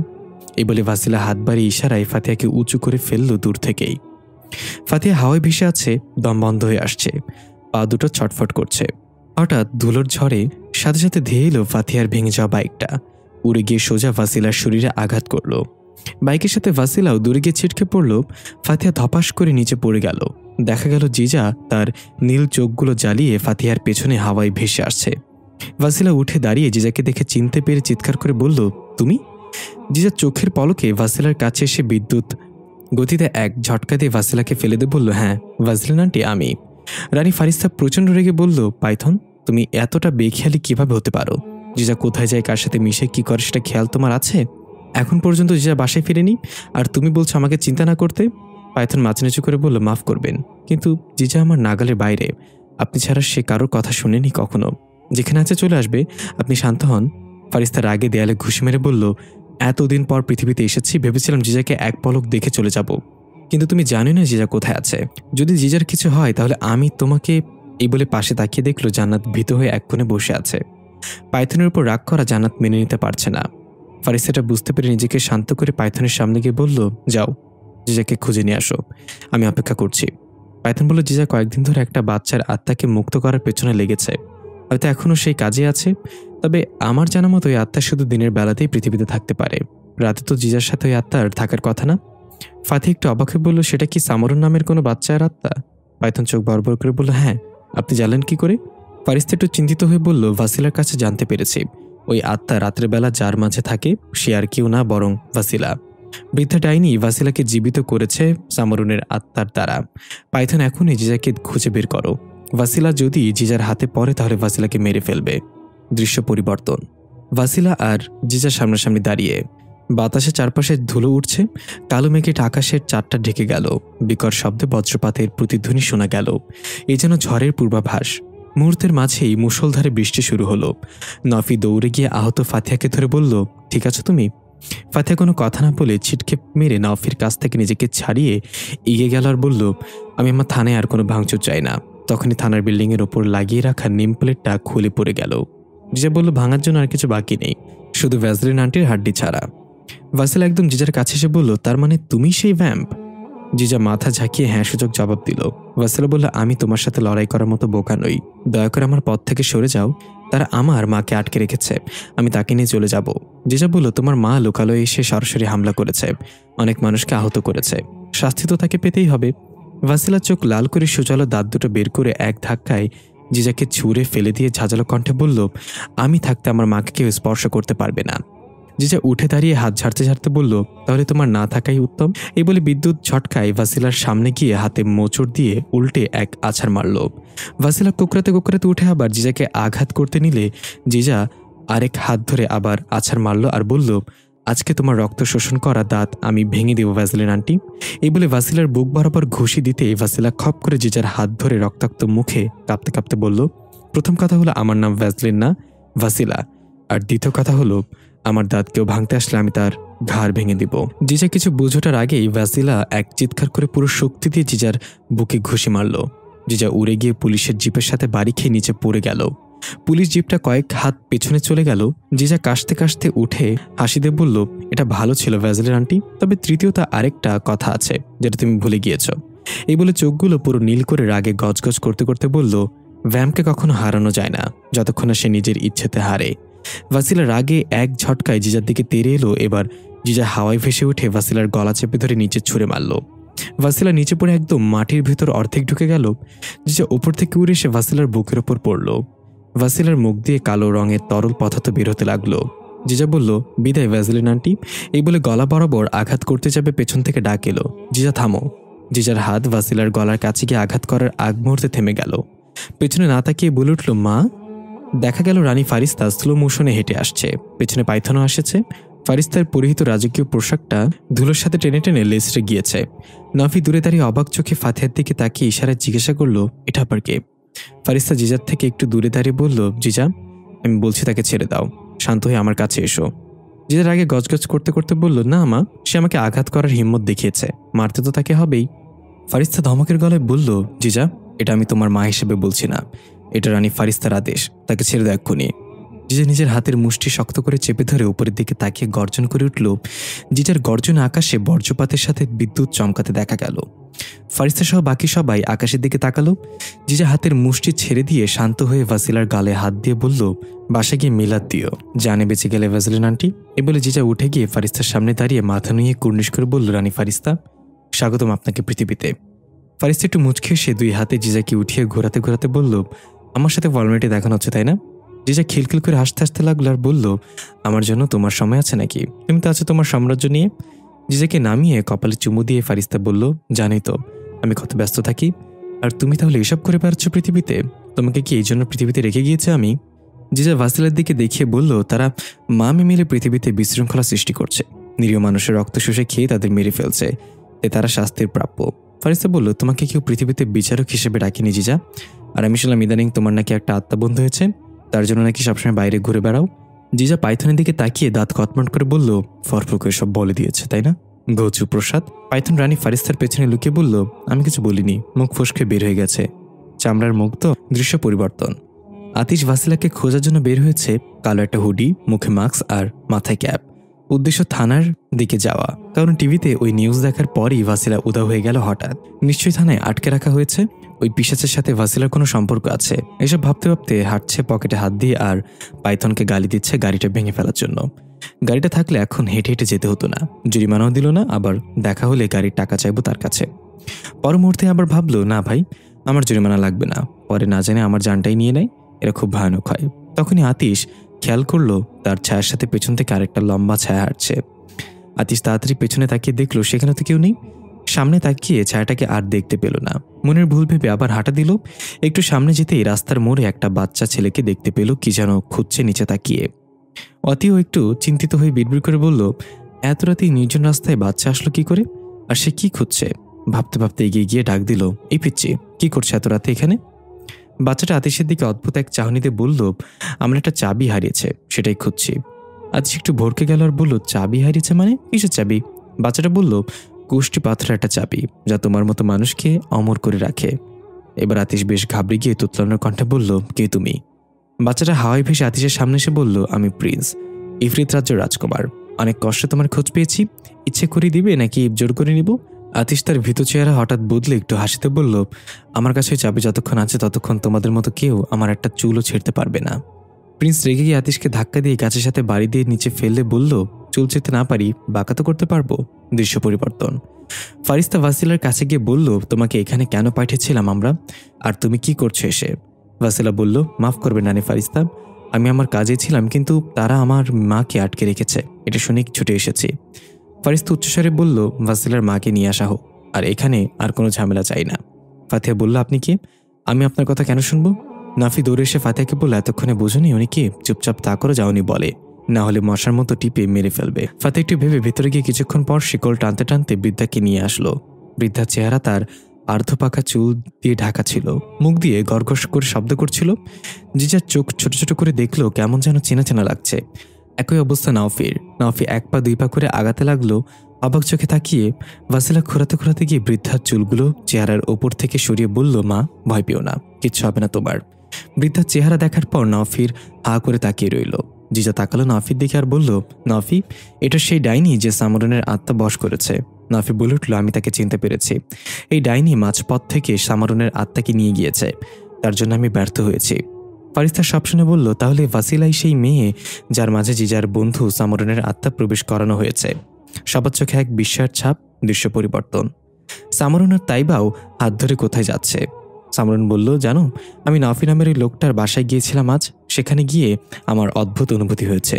সবকিছু কেমন যেন চেনা চেনা লাগছিল। জিজা আর ওই পুলিশ ম্যাডাম ঘরের ভেতর কিছু একটা দেখে অবাক হয়ে তাকিয়েছিল। আমি সেটা দেখার আগেই সূর্য অস্ত চলে গেল। আচ্ছা, তারা কি দেখে অবাক হতে পারে বলো তো? তাইবা সামরনের কথা জবাব না দিয়ে একটু গম্ভীর গলায় বলল, সামরন, আমি যদি বলি তোমাকে এখানে চিরদিনের জন্য থেকে যেতে, তাহলে কি করবে? সামরন বলল, আমি এখানে থাকবো না, এটা আমার থাকার জায়গা না। আমি পুরোপুরিভাবে মুক্ত হয়ে আবার সেখানেই ফিরে যেতে চাই যেখান থেকে আমাকে নিয়ে আসা হয়েছে। তাইবা থেমে গিয়ে সামরনের দিকে তাকিয়ে বলল, একটা কথা কি জানো, এটা আমার অধীনে থাকা এক অঘোষিত নরক। এখানে শুধু সেসব আত্মাই আসে যারা মৃত্যুর পরও মুক্তি পায় না, তবে তারা সবাই সাদা পাত্রের আবরণে বন্দী থাকে। তুমি একমাত্র যে আমার মতো সব জায়গায় ঘুরে বেড়াতে পারো। সামরন চারিদিকে তাকিয়ে ভালো করে দেখার পর বলল, ধুর, কি যে বলো না, নরক এত সুন্দর হয় নাকি? তাইবা এবার এক রহস্যময় হাসি দিয়ে হাতের ইশারায় চারপাশ বদলে ফেলতে লাগলো। ধীরে ধীরে চারিদিকে মনোমুগ্ধকর দৃশ্যগুলো পাল্টে ভয়াবহ হয়ে উঠল। সামরন ভয় পেয়ে দেখল চারিদিকে শুধু আগুন আর হিংস্র জন্তু জানোয়ার। তাইবা বলল, চোখের দেখা সবসময় বিশ্বাস করতে নেই মাই লিটল অ্যাঞ্জেল, এখানে সবকিছুই চোখের ধোঁকা। সামরন ভয়ে কাঁপতে কাঁপতে বলল, তার মানে তুমি এখানে আত্মাদের বন্দি করে রাখো, তাদের পরিচয় খুঁজে পেতে দাও না? তাইবা পৈশাচিক হাসিতে বলল, হ্যাঁ আমি। তখনই সামরন ধরফর করে চোখ খুলে ফেলল। দেখা গেল সামরন তাইবার কোলে মাথা রেখে শুয়ে আছে। সামরনকে এইভাবে উঠতে দেখে তাইবা জিজ্ঞাসা করলো, কি হয়েছে? সামরন ভয়ে ভয়ে তাইবার দিকে তাকে বলল, না কিছু না। তাইবা সামরনের মাথায় হাত বুলাতে বুলাতে বলল, বিশ্বাস বড় খারাপ জিনিস, যার উপর একবার আসে তার কাছ থেকে ধোঁকা খাওয়ার পরও তাকে আবার বিশ্বাস করতে ইচ্ছে করে। তুমি কি আমাকে বিশ্বাস করো সামরন? সামরন জোর করে মুখে হাসি নিয়ে বলল, হ্যাঁ করি তো। তাইবা এবার ঠোঁটের কোণে ভেসে উঠল এক অদ্ভুত হাসি। ভেঙে চুরে একাকার থানার মেঝেতে সবাই গোল হয়ে বসে আছে। দেখা গেল একটু দূরে ভাসিলা চেয়ারের উপর বসে আছে। জিজা একটা কাচের গ্লাসে পানি নিয়ে কাপড় ভিজিয়ে ভাসিলার ক্ষতের স্থান থেকে রক্ত মুছে দিচ্ছে। ভাসিলা বলল, আঘাত তো তুমিই করেছ, আবার চিকিৎসাও তুমি করে দিচ্ছ। জিজা মুচকে এসে বলল, আমি সাপের বিষের মতো, মারতেও পারি আবার বাঁচাতেও পারি। ফারিস্তা জিজাকে ডাক দিল, জিজা তুমি পাইথনের সাথে আবার বাসায় চলে যাও, এখানে বিষয়টা আমি দেখছি। জিজা একটু মর্জি করে বলল, না না মামা। জিজা একটু মর্জি করে বলল, না মা, আমি এখানে থাকতে চাই, তোমার সাথে বাসায় যাব। ফারিস্তা পাইথনকে বলল, জিজাকে নিয়ে বাসায় চলে যাও, পথে কোনো ঝামেলায় চড়াবে না। পাইথন জিজার হাত ধরে টেনে টেনে নিয়ে যেতে যেতে বলল, ঝামেলার নাটের গুরু আমার সাথে দিয়ে বলতেছেন ঝামেলায় না জড়াতে। জিজা এক পা ঝাঁকি দিয়ে ক্রন্দনরত হয়ে পাইথনের হাত থেকে বের হয়ে যেতে যেতে বলল, আমি যখন মা হব তখন আমার বাচ্চাকে সেই সকল স্বাধীনতা দিব যা আমি ছোটবেলা থেকে পাইনি। পেছন থেকে ফারিস্তা এর শুনে বলল, জিজা এসব বলে না মা। জিজা অভিমানী ভঙ্গিতে বলল, এটাই ঠিক শুনেছ, আর বললাম যে একটু থাকি এখানে, সেটা তো শুনলে না। জিজা চলে গেল। ফারিস্তা মনোযোগ দিলে এইদিকে। মাঝখানে বসে আছে শিকলে বাঁধা বৃদ্ধ। ফারিস্তা আদেশ দিল তার বাঁধন খুলে দেওয়া হোক। ফাতিহা বলল, কিন্তু সে অনেক হিংস্র রানী সাহেবা, বাঁধন খুলে দিলে আবার হামলা করতে পারে। ফারিস্তা একটু হেসে বলল, সিংহ যখন ঘুমে থাকে তখন জঙ্গলের খেকশিয়ালটাও নিজেকে রাজা ভাবতে শুরু করে। সে এখন কিছু করার সাহস করবে না, কারণ আমি এখানে উপস্থিত আছি। তুমি তার বাঁধন খুলে দাও। ফাতিহা হামাগুড়ি দিয়ে শিকলের লক খুলে বৃদ্ধাকে মুক্ত করে দিল। এরপর বৃদ্ধা নিজের হাত ডলতে ডলতে কাঁপা কাঁপা গলায় বলল, তো আপনারা আমার কাছে এখন কি চান? নফি রাগান্বিত কণ্ঠে বলল, মাঝপথে আমার কার্যক্রম বিনষ্ট করে দিয়েছ তুমি। সামরুনকে ধোঁকা দিয়ে তার আত্মা নিয়েছ, এবার এগুলো ঠিক করতে হবে কিভাবে বলো? বৃদ্ধা বিটগুটে হাসিতে বলল, আমি মানছি আমি অন্যায় করেছি, কিন্তু তুই কি করেছিস? একটা বাচ্চার আত্মাকে তার প্রাপ্য স্থান থেকে ফিরিয়ে এনেছিস। শুরুটা তো তোর দ্বারাই হয়েছে, নিকৃষ্ট মানুষ্য। নফি আরও রেগে গিয়ে কিছু বলতে গেলে ফাতিহা থামিয়ে দিয়ে বলল, সে ঠিক বলেছে নফি, তোমার জন্যই এইসব কিছু হয়েছে। ফারিস্তা বলল, নফি ভুল করেছে, কিন্তু নফি এই ভুল না করলেও বৃদ্ধা ডাইনি অন্য কারোর আত্মা বসে এনে হলেও ভাসিলাকে জীবিত করে তুলত। এখানে কাকতালীয়ভাবে সামরুনের আত্মা সে পেয়ে গিয়েছে। এখন বলো এটা সমাধান কি? পেছন থেকে ভাসিলা বলল, এটার একটাই সমাধান, আমার মৃত্যু। আমার মাঝ থেকে সামরুনের অর্ধ আত্মা বের হয়ে গেলেই সামরুন তার অস্তিত্ব খুঁজে পাবে, সে পরিপূর্ণ আত্মা হয়ে ফিরে যেতে পারবে। বৃদ্ধ এবার কাকুতে বিনতি করে বলল, আমার মেয়েটা আমার ভুলের জন্য মারা গিয়েছে, দয়া করে আবার ওকে মেরে ফেলবেন না, এবারে মরে গেলে আর কখনো জীবিত করা সম্ভব না। নফি বলে, তাহলে কি করব? এভাবেই দিনে সামরুন আর রাতে ভাসিলা হয়ে সবসময় এটাই চলবে? ফারিস্তা একটু চিন্তা করে বলল, ভাসিলার কথা তো শুনলাম, এবার কাল সামরুন আসার পর তার কথা শুনে সিদ্ধান্ত নেওয়া হবে যে কোনো একজন থাকবে, হয় ভাসিলা না হয় সামরুন। এর মাঝে হঠাৎ ফাতিহার টাচ ভেঙে যাওয়া মোবাইলে টুং করে মেসেজের শব্দ হলো। ফাতিহা মেসেজটা অন করে দেখলো অচেনা নাম্বার থেকে, I am in danger, please help me. ফাতিহাকে চিন্তিত দেখে ফারিস্তা জিজ্ঞাসা করলো, কি হয়েছে ইন্সপেক্টর ম্যাম? ফাতিহা মেসেজটা দেখালো। দূর থেকে ফাসিলা মেসেজটা দেখে নাম্বার চিনে ফেললো। এটা তো আতিশের নাম্বার। দৃশ্য পরিবর্তন। হাতে পায়ে রশি বেঁধে আতিশকে টেনে নিয়ে যাচ্ছে প্রিন্স। আতিশ চিৎকার করে বলছে, ছেড়ে দে আমাকে, খুব পস্তাতে হবে তোকে পিচ্ছি, আমাকে তুই চিনিস না, তোর চেয়ে বড় বড় মেশিন গান আমার ঘরে পড়ে আছে। প্রিন্স বলল, তোমাদের এসব লোহার ডিব্বা আমার কিছুই করতে পারবে না। তোমার মুখ থেকে কিভাবে চাবির কথা বের করতে হয় সেটা আমি ভালো করেই জানি। আতিশ বলল, মুখ থেকে তো দূরের কথা, অন্য জায়গা থেকেও কিছু বের করতে পারবি না। সাহস থাকলে বাঁধন খুলে দে আমার, দেখ তোকে কিভাবে চাপা শুটকির মতো ভর্তা বানাই। প্রিন্স থেমে গিয়ে হাতের ইশারায় আতিশের বাঁধন খুলে দে বলল, তাহলে দেখাও তোমার শক্তি। আতিশ উঠে আঙ্গুল ফুটিয়ে মনে মনে বলল, পিচ্ছি তো সিরিয়াসলি নিয়ে নিছে, এখন আমি কি করব? আর যাই হোক, পিচ্চির কাছে ইজ্জত খনো যাবে না। এবেলা আতিশ কার্টে স্টাইলে হাত ঘুরিয়ে দাঁড়িয়ে আঙ্গুলের ইশারায় প্রিন্সকে বলল, আয়। প্রিন্স তাচ্ছিল হাসি দিয়ে দাঁড়িয়ে বলল। আতিশ বোকার মতো তাকিয়ে মনে মনে বলল, আরে এই পিচ্ছি তো আমাকে গোনাই ধরছে না, না কিছু একটা করতেই হবে।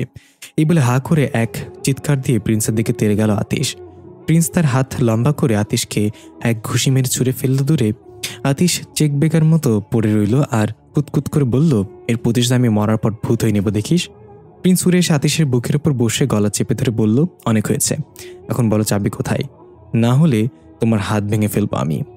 আতিশ নিজের দুই হাত উঁচু করে বলল, ডান হাত ভাঙলে ভেঙে দে, চামচ দিয়ে খাওয়া যাবে, বাম হাত ভাঙলে সকালের জন্য বিকল্প কোনো উপায় নেই। প্রিন্স এবার রেগে গিয়ে আতিশের বাম হাত ধরে ঠাস করে ভেঙে দিতে আতিশ গলা ফাটিয়ে চিৎকার করে বলল, তোর কি বললাম আর কি করলি? এদিকে পাইথনের জিজা রাস্তা দিয়ে হাঁটছে এক মনে। জিজা এখনো মুখ গোমরা করে আছে। পাইথন বলল, কি রে বান্দুর, মুখটা এমন টুপ পরা পাতিলের মতো করে রাখছিস কেন? জিজা আর চোখে রাগি দৃষ্টিতে পাইথনের দিকে তাকে বলল, তুমি তো একটু রিকোয়েস্ট করতে পারতে মায়ের কাছে। আচ্ছা আমি ওইখানে থাকলে কি এমন হতো বলো তো? আমি কি ওকে বিরক্ত করি? আমি কি বেশি কথা বলি? আমি কি সবসময় ঝামেলা করি? আমি কি কাউকে গালাগালি করি? আমি কি কারো ভাগের খাবার খেয়ে ফেলি? আমি কি? পাইথন তাড়াতাড়ি জিজার মুখ চেপে ধরে বলল, থাম মা থাম, তুই এসবের কিছুই করস না, রানী ফারিস্তাই অন্যায় করেছে। জিজা মুখ থেকে চিটকা মেরে পাইথনের হাত ছড়িয়ে বলল, তোমারও আই হেইট ইউ, তুমি রানী ফারিস্তার চেয়ে কম না। তোমার বলার কি দরকার ছিল সামরানের ব্যাপারে? তোমার চামড়ার মুখ কেটে আমি মানিব্যাগ বানাবো একদিন, দেখো। পাইথন বলল, আমি কি করব? রানী ফারিস্তার সামনে আমি মিথ্যা কথা বলতে পারি না। জিজা বলল, মিথ্যা কথা তোমাকে বলতে বলেছে কে? তুমি শুধু সত্য গোপন করতা। পাইথন ভ্রুকুচকে বলল, মিথ্যা কথা সত্য গোপন করার মধ্যে পার্থক্য কি? জিজা বলল, এখন বুঝবা না, বড় হলে বুঝবা। পাইথন নিজের উচ্চতার দিকে তাকালো আর জিজার উচ্চতার দিকে তাকালো, তারপর বলল, আমার কাছে কেন জানি মনে হয় আমি বড় হয়ে গেছি, হতে পারে আমার ভুল ধারণা। তখনই জঙ্গলের দিক থেকে কারোর চিৎকার ভেসে আসলো, মনে হচ্ছে কেউ কাউকে খুব মারধর করছে। জিজা সেদিকে যেতে চাইলেও পাইথন আটকে দিয়ে বলল, কোথায় যাচ্ছ? মনে আছে রানী ফারিস্তা বলে দিয়েছে কোনো ঝামেলায় জন্ম যাবে না। জিজা রাগান্বিত কণ্ঠে বলল, কেউ হয়তো বিপদে পড়েছে, আমাদের উচিত তাকে সাহায্য করা। তুমি আমার সাথে যাবে কিনা বলো, নাহলে আমি একাই যাচ্ছি। এই বলে জিজা পাইথনকে ধাক্কা দিয়ে সরিয়ে জঙ্গলের দিকে যেতে লাগলো। পাইথন দুইবার ডাক দিল, জিজা শোন, জিজা। কিন্তু জিজা কিছু না শুনেই যেতে লাগলো। পাইথন বাধ্য হয়ে জিজার পিছু নিল আর বলতে লাগলো, এই মেয়ে আমাকে মেরেই ছাড়বে। দেখা গেল প্রিন্স আতিশের পায়ে দড়ি বেঁধে গাছের সাথে উল্টো করে ঝুলে রেখেছে আর চেহারায় আঘাত করে রক্তাক্ত করে দিয়েছে।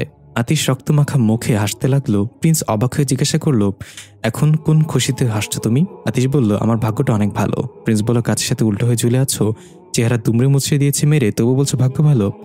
আতিশ বলল, এটাই তো। মনে করো যদি এখন আমি লুঙ্গি পরা থাকতাম তাহলে কি অবস্থা হতো? ভাগ্য ভালো লুঙ্গি পরে বাইরে বার হই নাই। প্রিন্স আতিশের মুখ চেপে ধরে কর্কশ গলায় বলল, তোমাকে আমি অত্যাচার করতেই থাকবো যতক্ষণ না তুমি চাবি কোথায় আছে সেটা বলবা, দেখি কতক্ষণ তোমার মুখে হাসি থাকে। আতিশ আবার হাসতে লাগলো। প্রিন্স একের পর এক আঘাত করতে লাগলো। আতিশের মুখ দিয়ে রক্ত বের হতে লাগলো, তবু হেসেই যাচ্ছে।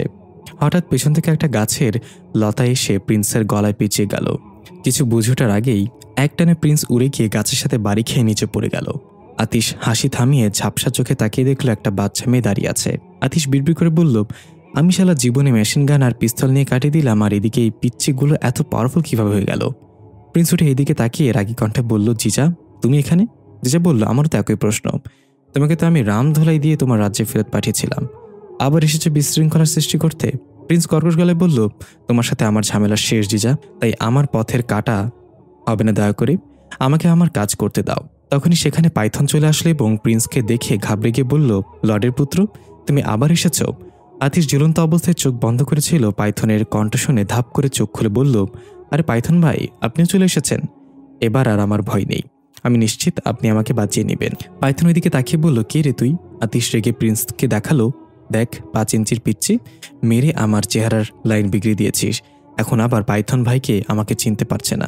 পাইথন অবাক হয়ে বলল, আরে তুমি তো ওই ছেলেটা, ওই দিন যে তোমার গাড়ি ভেঙে দিলাম। আতিশ বলল, হ্যাঁ ভাই, যাক, তাহলে চিনতে পেরেছেন, তার মানে বেশি মায়ের খাইনি। পাইথন জিজাকে বলল, তুমি এখানে চুপচাপ দাঁড়িয়ে থাকো জিজা, ওর সাথে আমি কথা বলছি। এই বলে পাইথন এগিয়ে গেল প্রিন্সের দিকে। প্রিন্স বলল, আমি তোমাদের সাথে কোনো ঝামেলা করতে আসিনি, আমাকে আমার কাজ করতে দাও, তোমরা চলে যাও এখান থেকে। পাইথন বলল, দেখো লর্ডের পুত্র, এই ছেলেটাকে কেন মারধর করছো আমি জানতে চাইবো না, আমি শুধু এইটুকু বলবো, আপাতত এটা এখানেই শেষ করো, চলে যাও। প্রিন্স বলল, আমি যাব না পাইথন, আমার কাজ এখনো শেষ হয়নি। পাইথন একবার পেছনে জিজার দিকে তাকালো, আবার সামনে প্রিন্সের দিকে তাকিয়ে বলল, এখন যদি আমার কথা না শোনো তাহলে জিজা কথা বলবে তোমার সাথে, কিন্তু জিজা কথা বলবে তার হাত পা দিয়ে। আর রানী ফারিস্তাও এখন পৃথিবীতে অবস্থান করছে। গতবার যা করেছো সেটা এখন রানী ফারিস্তা বা রাজা গারকুন কেউ জানে না, শুধু তোমার বাবার অনুরোধে আমি চুপ আছি এখনো। এখন যদি আবার জিজার সাথে কোনো ঝামেলায় জড়াও তাহলে কি হবে সেটা আমার চেয়ে ভালো তুমিই জানো। প্রিন্স ঘাড় কাত করে পেছনে দাঁড়িয়ে থাকা জিজার দিকে তাকিয়ে কিছু একটা ভেবে পাইথনকে বলল, ঠিক আছে, আমি চলে যাচ্ছি, কিন্তু পরের বার দয়া করে আমার কাছে বাধা হয়ে দাঁড়াবে না, তাহলে আমি আর কোনো নিয়মনীতি মানব না। এই বলে প্রিন্স চলে যেতে লাগলো। পাইথন হাফ ছেড়ে বাঁচলো। জিজা পেছন থেকে ডাক দিয়ে বলল, হ্যালো মিস্টার রাজকুমার, আজকে লড়াই না করেই চলে যাচ্ছ যে, ভয় পেয়ে গেলে নাকি? প্রিন্স থেমে গিয়ে পেছনে ঘুরে তাকিয়ে বলল, বাঘ 2 পা পিছিয়ে যাচ্ছে, এটার মানে এই না সে ভয় পেয়েছে, এটার মানে হলো সে খুবই শীঘ্রই শিকারের ঘাড়ে কামড় বসাতে চলেছে। জিজা ফিক করে হেসেতে বলল, তুমি সেই বাঘ যে গর্তের কোণে বসে বসে কান্না করে আর বলো আমাকে শিয়ালে থাপ্পড় মেরেছে। প্রিন্স আর কিছু না বলে ধীরে ধীরে অদৃশ্য হয়ে গেল। পাইথন জিজার কাছে এসে বলল, তোর কি বেশি কথা না বললে হয় না? সে চলে যাচ্ছে, তাকে আবার ডাক দিয়ে এসব বলার কি দরকার? জিজা বলল, খোঁচা দিতে আমার ভালো লাগে, দেখবা? এ বলে জিজা পাইথনকে খোঁচা দিতে লাগলো পেটে। পাইথন সুশ্রুরিতে হাসতে হাসতে বলতে লাগলো, জিজা থাম, সুশ্রী লাগছে তো, ভালো হচ্ছে না কিন্তু। ওইদিকে আতিশ এখনো উল্টো হয়ে ঝুলে আছে। মন খারাপ করে ডাক দিল, ভাই আপনাদের শেষ হলে আমাকে একটু নামাইন এখান থেকে, ঝুলে থাকতে থাকতে কয়েন যে লম্বা হয়ে গিয়েছে উপরওয়ালা জানে। পাইথন এগিয়ে গিয়ে আতিশকে আস্তে করে নামিয়ে আনলো, বাঁধন খুলে দিতে দিতে বলল, সে তোমাকে কেন মারছিল? আতিশ বলল, তার চকলেট চুরি করে খেয়েছিলাম। জিজা বলল, আচ্ছা তোমাকে সে মারছিল, রক্তাক্ত করে ফেলছিল, আঘাত করে, বলে তুমি হাসছিলে কেন? আতিশ কাঁপতে কাঁপতে উঠে দাঁড়িয়ে বলল, আমি রক্ত দেখতে পছন্দ করি, সেটা নিজের হোক বা অন্যর। ছোটবেলায় মা বাবার রক্তাক্ত মৃতদেহ দেখার পর থেকে রক্তের প্রতি আমার অদ্ভুত এক টান হয়ে গিয়েছে। অনেক ধন্যবাদ তোমাকে আমাকে বাঁচানোর জন্য। এ বলে আতিশ কাঁপা কাঁপা পায়ে চলে যেতে লাগলো। জিজা রাগ দিয়ে বলল, আমার মনে হয় তোমার হাসপাতালে যাওয়া উচিত এই মুহূর্তে, আমরা কি কোনো সাহায্য করতে পারি? আতিশ হাত নাড়িয়ে নিষেধ করে বলল, এই সামান্য আঘাতে আমার কিচ্ছু হয় না, আমি ঠিক আছি। এই বলে একটু দূরে যেতেই ধপাস করে মুখ থুবড়ে পড়ে গেল আতিশ জ্ঞান হারিয়ে। জিজা বলল, হ্যাঁ বুঝেছি, তোমার কিছুই হয়নি। পাইথন চলো। পাইথন বলে, এখন এই গাধাটাকে হাসপাতালে আমাদেরকে নিয়ে যেতে হবে? এত ভালো কাজ করলে সব রাখার জায়গা কম পড়ে যাবে দেখিস। জিজা চোখ রাঙিয়ে বলল, বেশি কথা বলো না তো, বেশি কথা আমার একদম পছন্দ না, যা বলছি তাই করো। পাইথন বুরকুচকে বলল, দৃশ্য পরিবর্তন। তাই এবার সাদা পাথরের আবরণে থাকা সকল আত্মাকে জড়ো করছে এক জায়গায়। সামরন পাশে বসে আছে। সামরন বিড়বিড় করে জিজ্ঞাসা করলো, তুমি কি করতে যাচ্ছ? তাইবা বলল, খুব শীঘ্রই দেখতে পাবে। এই বলে সবার উদ্দেশ্যে বলল, এখানে যারা উপস্থিত আছে সবাই নিজের অজান্তেই এখানে পৌঁছেছে, কেউ নিজের ইচ্ছেতে আসেনি। শুধু 2 জন ছাড়া ওই 2 জনকে পরিকল্পনা করে এখানে পাঠানো হয়েছে পৃথিবী থেকে। ওই 2 জন বাদে বাকি সবাই নিজেদের আবরণে চলে যাও। সব আত্মা এক এক করে নিজেদের আবরণে চলে গেল, শুধু ওই 2 আত্মা ছাড়া। তাই হাতের ইশারায় তাদের 2 জনকে ডাক দিল। তারা একে অপরের মুখের দিকে অদ্ভুত দৃষ্টিতে তাকিয়ে ধীরে ধীরে তাইবার দিকে এগিয়ে আসতে লাগলো। দৃশ্য শুরু হয় আতিশের অতীত থেকে। আতিশ তখন 15 বছরের উঠতি তরুণ। বাবা মায়ের মৃত্যুর জন্য দায়ী 2 জন ছিনতাইকারীর জন্য প্রতি রাতে শহরের অলিতে গলিতে ঘুরে কোনো না কোনো ছিনতাইকারীকে মেরে ফেলা এক প্রকার নেশা হয়ে গিয়েছে। প্রতি রাতের মতো আজকেও কোমরে চাকু গুজে বের হলো রাস্তায়। শিকারী জন্তু যেভাবে তার শিকারের ঘ্রাণ শুকে তেমনি তীক্ষ্ণ চোখ নাক ফুলিয়ে এদিক ওদিক তাকাচ্ছিল আর হাঁটছে আবছা অন্ধকার গলিতে। কিছু দূর যেতে দেখা গেল একটা নেশাগ্রস্ত লোক পিস্তল ঠেকিয়ে রিকশায় বসে থাকা যাত্রীর কাছ থেকে সবকিছু হাতিয়ে নিচ্ছে। আতিশের মুখে ফুটে উঠল এক পৈশাচিক হাসি। চাকুটা বের করে হনহন করে হেঁটে গিয়ে সোজা পিস্তলধারী লোকটার হাতে আঘাত করে দিল। লোকটার হাত থেকে পিস্তল পড়ে গেল। লোকটা কাটা হাতে চেপে ধরে চিৎকার করে বলল, তুই আমাকে ছুরি দিয়ে পোঁচ মারলি, তোরে তো আমি। এই বলে নিচে থেকে পিস্তলটা ওঠানোর জন্য ঝুঁকতেই আতিশ এক লাফে লোকটার ঘাড় এর উপর পোঁচ মারল। লোকটা ঘাড় চেপে ধরে মাটিতে লুটিয়ে পড়ল। এরপর আতিশ রক্তাক্ত চাকুটা জামার সাথে মুছতে মুছতে এসে লোকটার গলার উপর পা রেখে শ্বাসরোধ করে পুরোপুরি মেরে ফেলল। এরপর আবার এক মনে হেঁটে চলে যেতে লাগলো। হঠাৎ পেছন থেকে ডাক এলো, এই ছেলে দাঁড়া। এতক্ষণে দেখা গেল রিকশায় যাত্রী হিসেবে যে বসে আছে সে হলো মাফিয়া রিচার্ড। আতিশ পেছনে ঘুরে ঘাড় কাত করে তাকালো। মাফিয়া রিচার্ড লাফ দিয়ে রিকশা থেকে নেমে আতিশের কাছে এসে বলল, আমার সাথে যাবি? আতিশ কোনো কথা না বলে অদ্ভুত এক চাহনি দিয়ে ঘুরে আবার চলে যেতে লাগলো। রিচার্ড আবার ডাক দিল, শোন, তোর মাঝে অনেক হিংস্রতা আছে, এটা এভাবে পথে ঘাটে নষ্ট করিস না। আমার সাথে চল, পুরো একটা গ্যাং চলে আমার কথায়, আমি তোকে ওই গ্যাংয়ের লিডার বানিয়ে দিব। তারপর আর এভাবে রাতের আধারে মানুষ মারতে হবে না, দিনের আলোতেও মানুষ মারলে তোর কিছু ছিঁড়তে পারবে না, এই শহরের কোনো কারোরই নেই। আতিশ থমকে দাঁড়িয়ে আবার ব্যাক আসলো রিচার্ডের দিকে। রিচার্ড ভয়ঙ্কর হাসি দিয়ে আতিশের কাঁধে হাত রেখে বলল, আজ থেকে তুই খুন করা লাইসেন্স পেয়ে গেলি। তো লাইসেন্সের নাম রিচার্ড। তারপর শুরু হয় আতিশের ভিন্ন এক জীবন। রিচার্ডের সকল অবৈধ কাজের মাস্টার মাইন্ড হয়ে ওঠে আতিশ। রিচার্ডের গ্যাং বড় হতে থাকে দিন দিন, সাথে অবৈধ কাজকর্ম বাড়তে থাকে। মাস শেষে বড় অঙ্কের কমিশন পুলিশে পেত, তাই রাখা রিচার্ডকে থামানোর মতো কেউ ছিল না। এভাবেই কেটে যায় 8টি বছর। এতদিনে আতিশ নিজের পায়ের তলার মাটিটিও শক্ত করে নিয়েছে, হয়ে উঠেছে রিচার্ডের সবচেয়ে কাছের মানুষ। রিচার্ড আতিশকে নিজের ছেলের মতো ভালোবাসে, বিশ্বাস করে। কিন্তু আতিশ একটা জিনিস ভেবে হয়রান, রিচার্ডকে 8 বছর আগেও যেমন দেখেছে 8 বছর পরেও সে একই রকম দেখছে। রিচার্ডের শারীরিক কোনো পরিবর্তন আসেনি, তার বয়স যেন একটা জায়গায় আটকে রয়েছে। একদিন রিচার্ডের জন্মদিন উপলক্ষে আতিশ রিচার্ডের ফার্মার হাউসে গেল। রাতভর ড্রিঙ্কস আর নাচানাচি করে অনেকেই সেখানে ঘুমিয়ে পড়ল। আতিশ বেশি ড্রিঙ্কস না করায় ঘুম আসলো না তার। সুইমিং পুলের পানিতে পা ভিজে বসেছিল। রাত তখন প্রায় 1টা।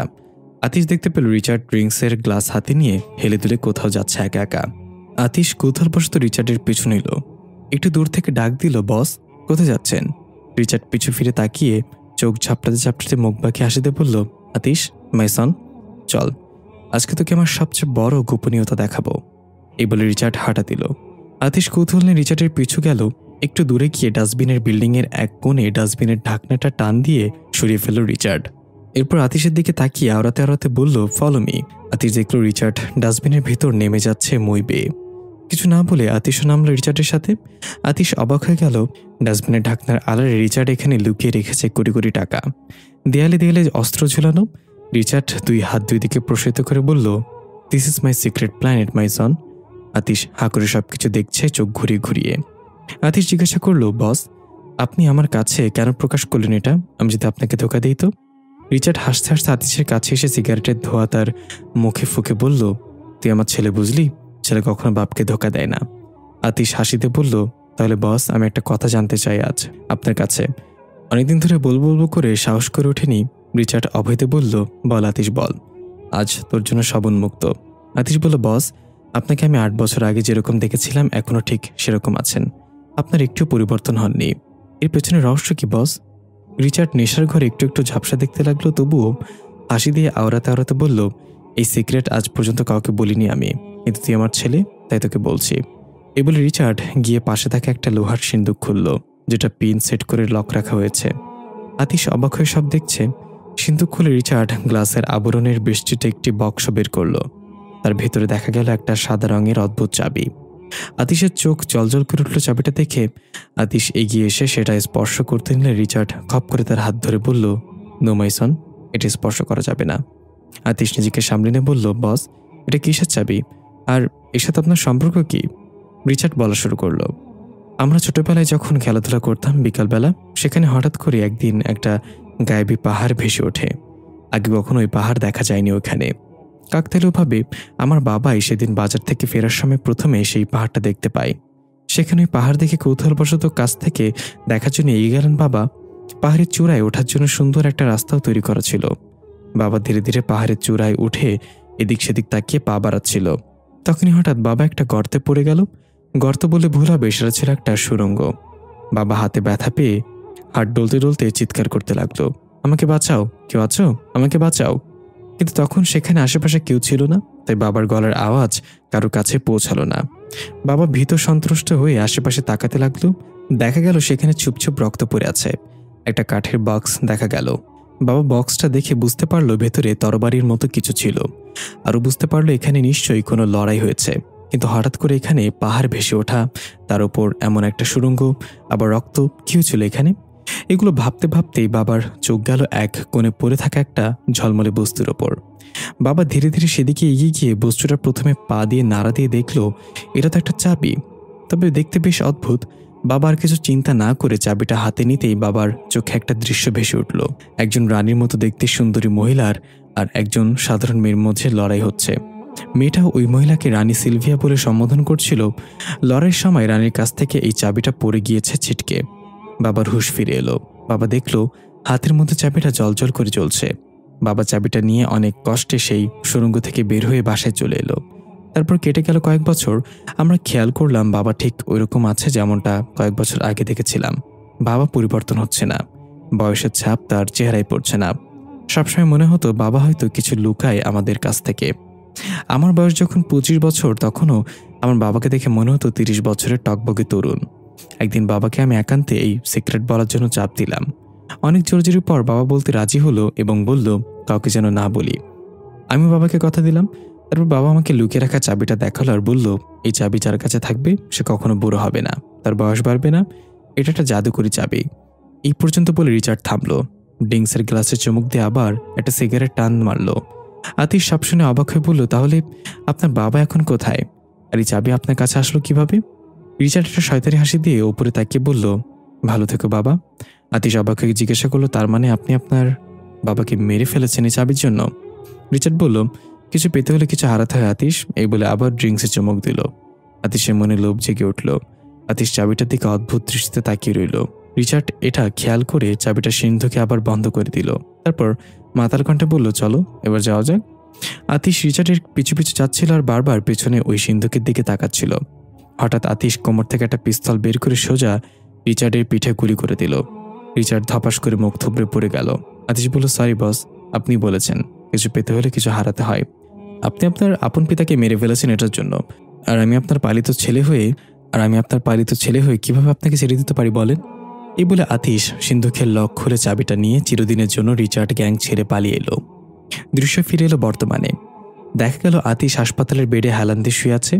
তখনও সূর্য উকি দেয়নি, তবে রাত প্রায় শেষ হতে চলেছে। পাশে দাঁড়িয়ে আছে ভাসিলার পাইথন।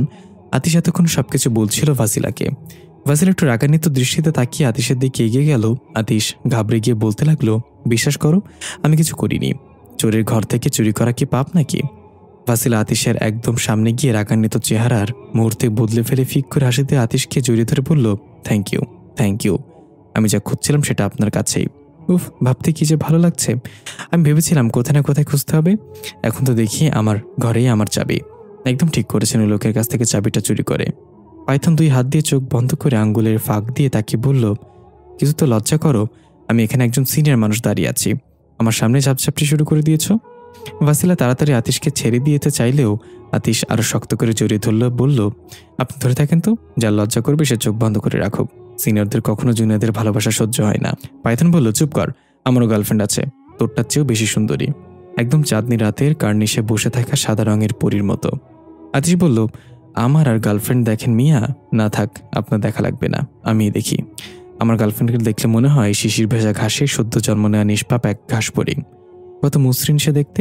ভাসিলা লজ্জা পেয়ে গেল। পাইথন বলল, আর আমার গার্লফ্রেন্ড শত শত লাল গোলাপের মাঝে এক টুকরো সাদা গোলাপ, যাকে হাজারো মানুষের ভিড়ে চিহ্নিত করতে আমার 1 সেকেন্ডের সময় লাগবে না।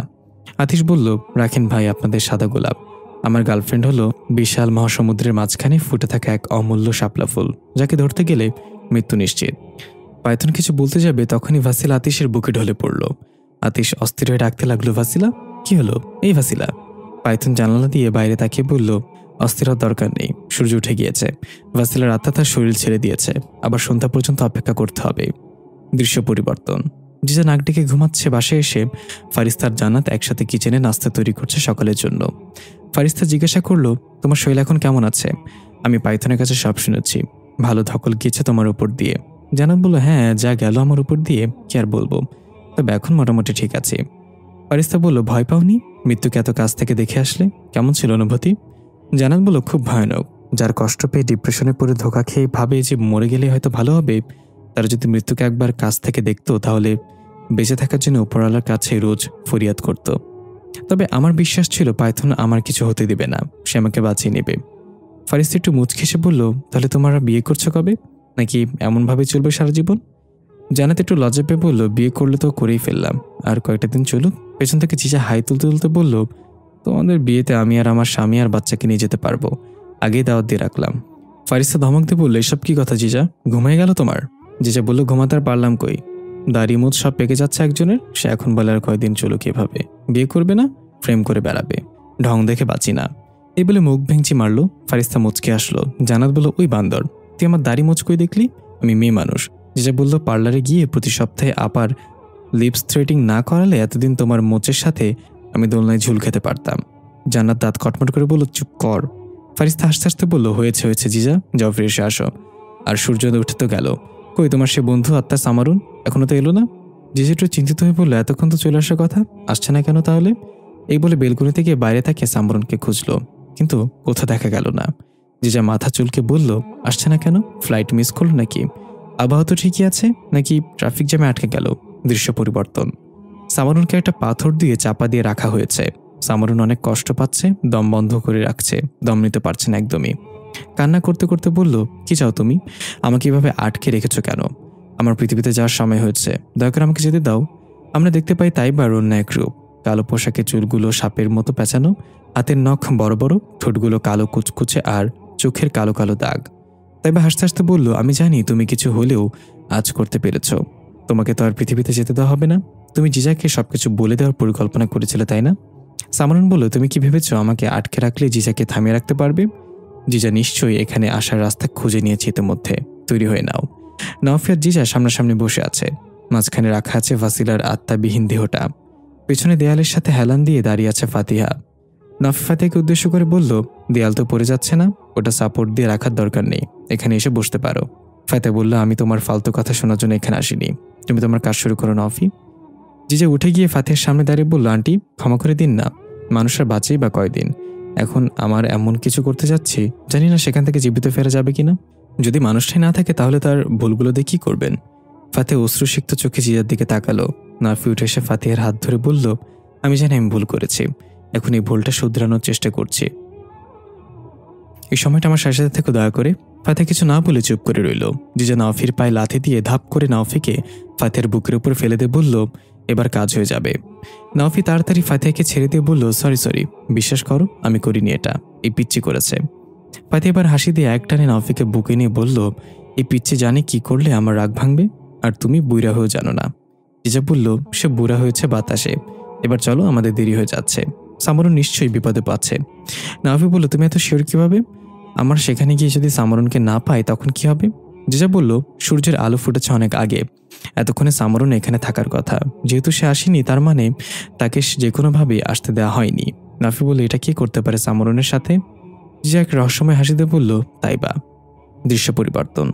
তাইবা সাদা পাথরের আবরণে থাকা সকল আত্মাকে একত্রিত করে বলল, খুব শীঘ্রই এখানে বড় যুদ্ধ হতে চলেছে।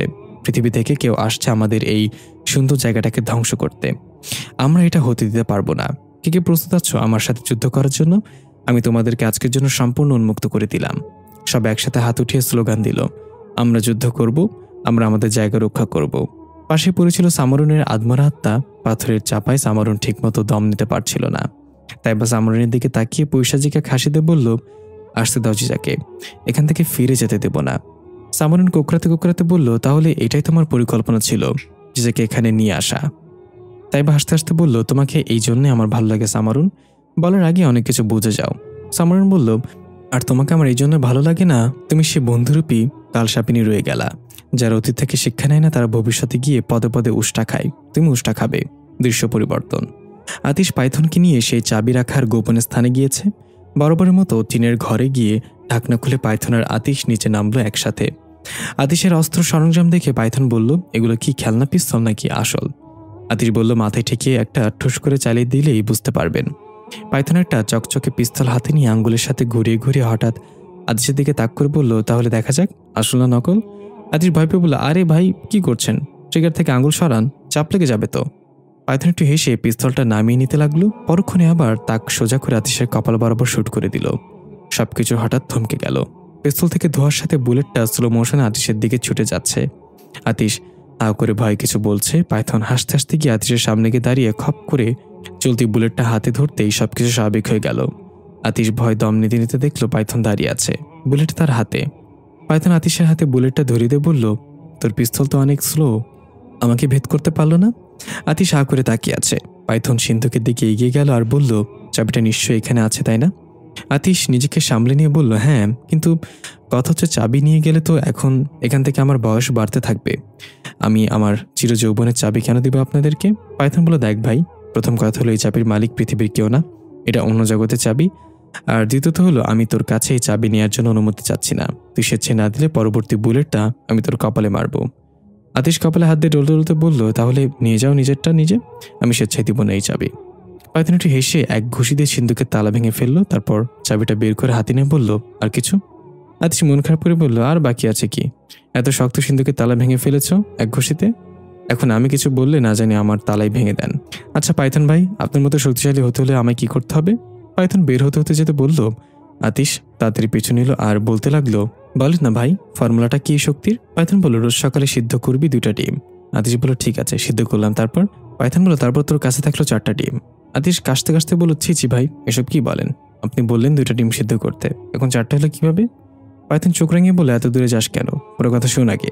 তুই ডিমকে যখন মাঝখান থেকে কেটে দিলি তখন তো 4টা ডিম হয়। আতিশ বলদের মতো হাসি দিয়ে বলল, বুঝছি ভাই, তারপর কি করতে হবে তা বলেন। পাইথন বলল, তারপর সে ডিম মুরগিকে খাইয়ে দিবি। আতিশ অবাকে বলল, মুরগিকে খাওয়ালে আমার ফায়দা কি? তাই কেন খাওয়াবো? পাইথন বলল, তো মুরগি ডিম মুরগি খাবে, তুই খাবি কেন? তোর খেতে ইচ্ছে করলে নিজে ডিম পারি নিজে খাবি তা। আতিশ নাক ছিটকে বলল, ভাই কি আমার সাথে ইয়ার্কি করতেছেন? পাইথন বলল, শুরু করেছে কে? ভাই তুই একটা সাধারণ মানুষ আর আমি একজন অসাধারণ জিন, আমার মতো শক্তিশালী তুই কিভাবে হবি? চামড়ার মুখ বলে যা খুশি তাই বলবি? আতিশ বলল, কুল ম্যান কুল, আমি তো এমনি বলেছিলাম। আচ্ছা এই চাবি এখন কোথায় নিয়ে যাবে? একটা আওয়াজ ভেসে আসলো ঘোল রাজ্যে। পাশে তাকাতেই পাইথন মাথা নিচু করে বলল, রানী ফারিস্তা, আপনি এখানে? আতিশ হা করে তাকিয়ে বিড়বিড় করে বলল, পাইথন ভাই, এই অপ্সরাটা আবার কে?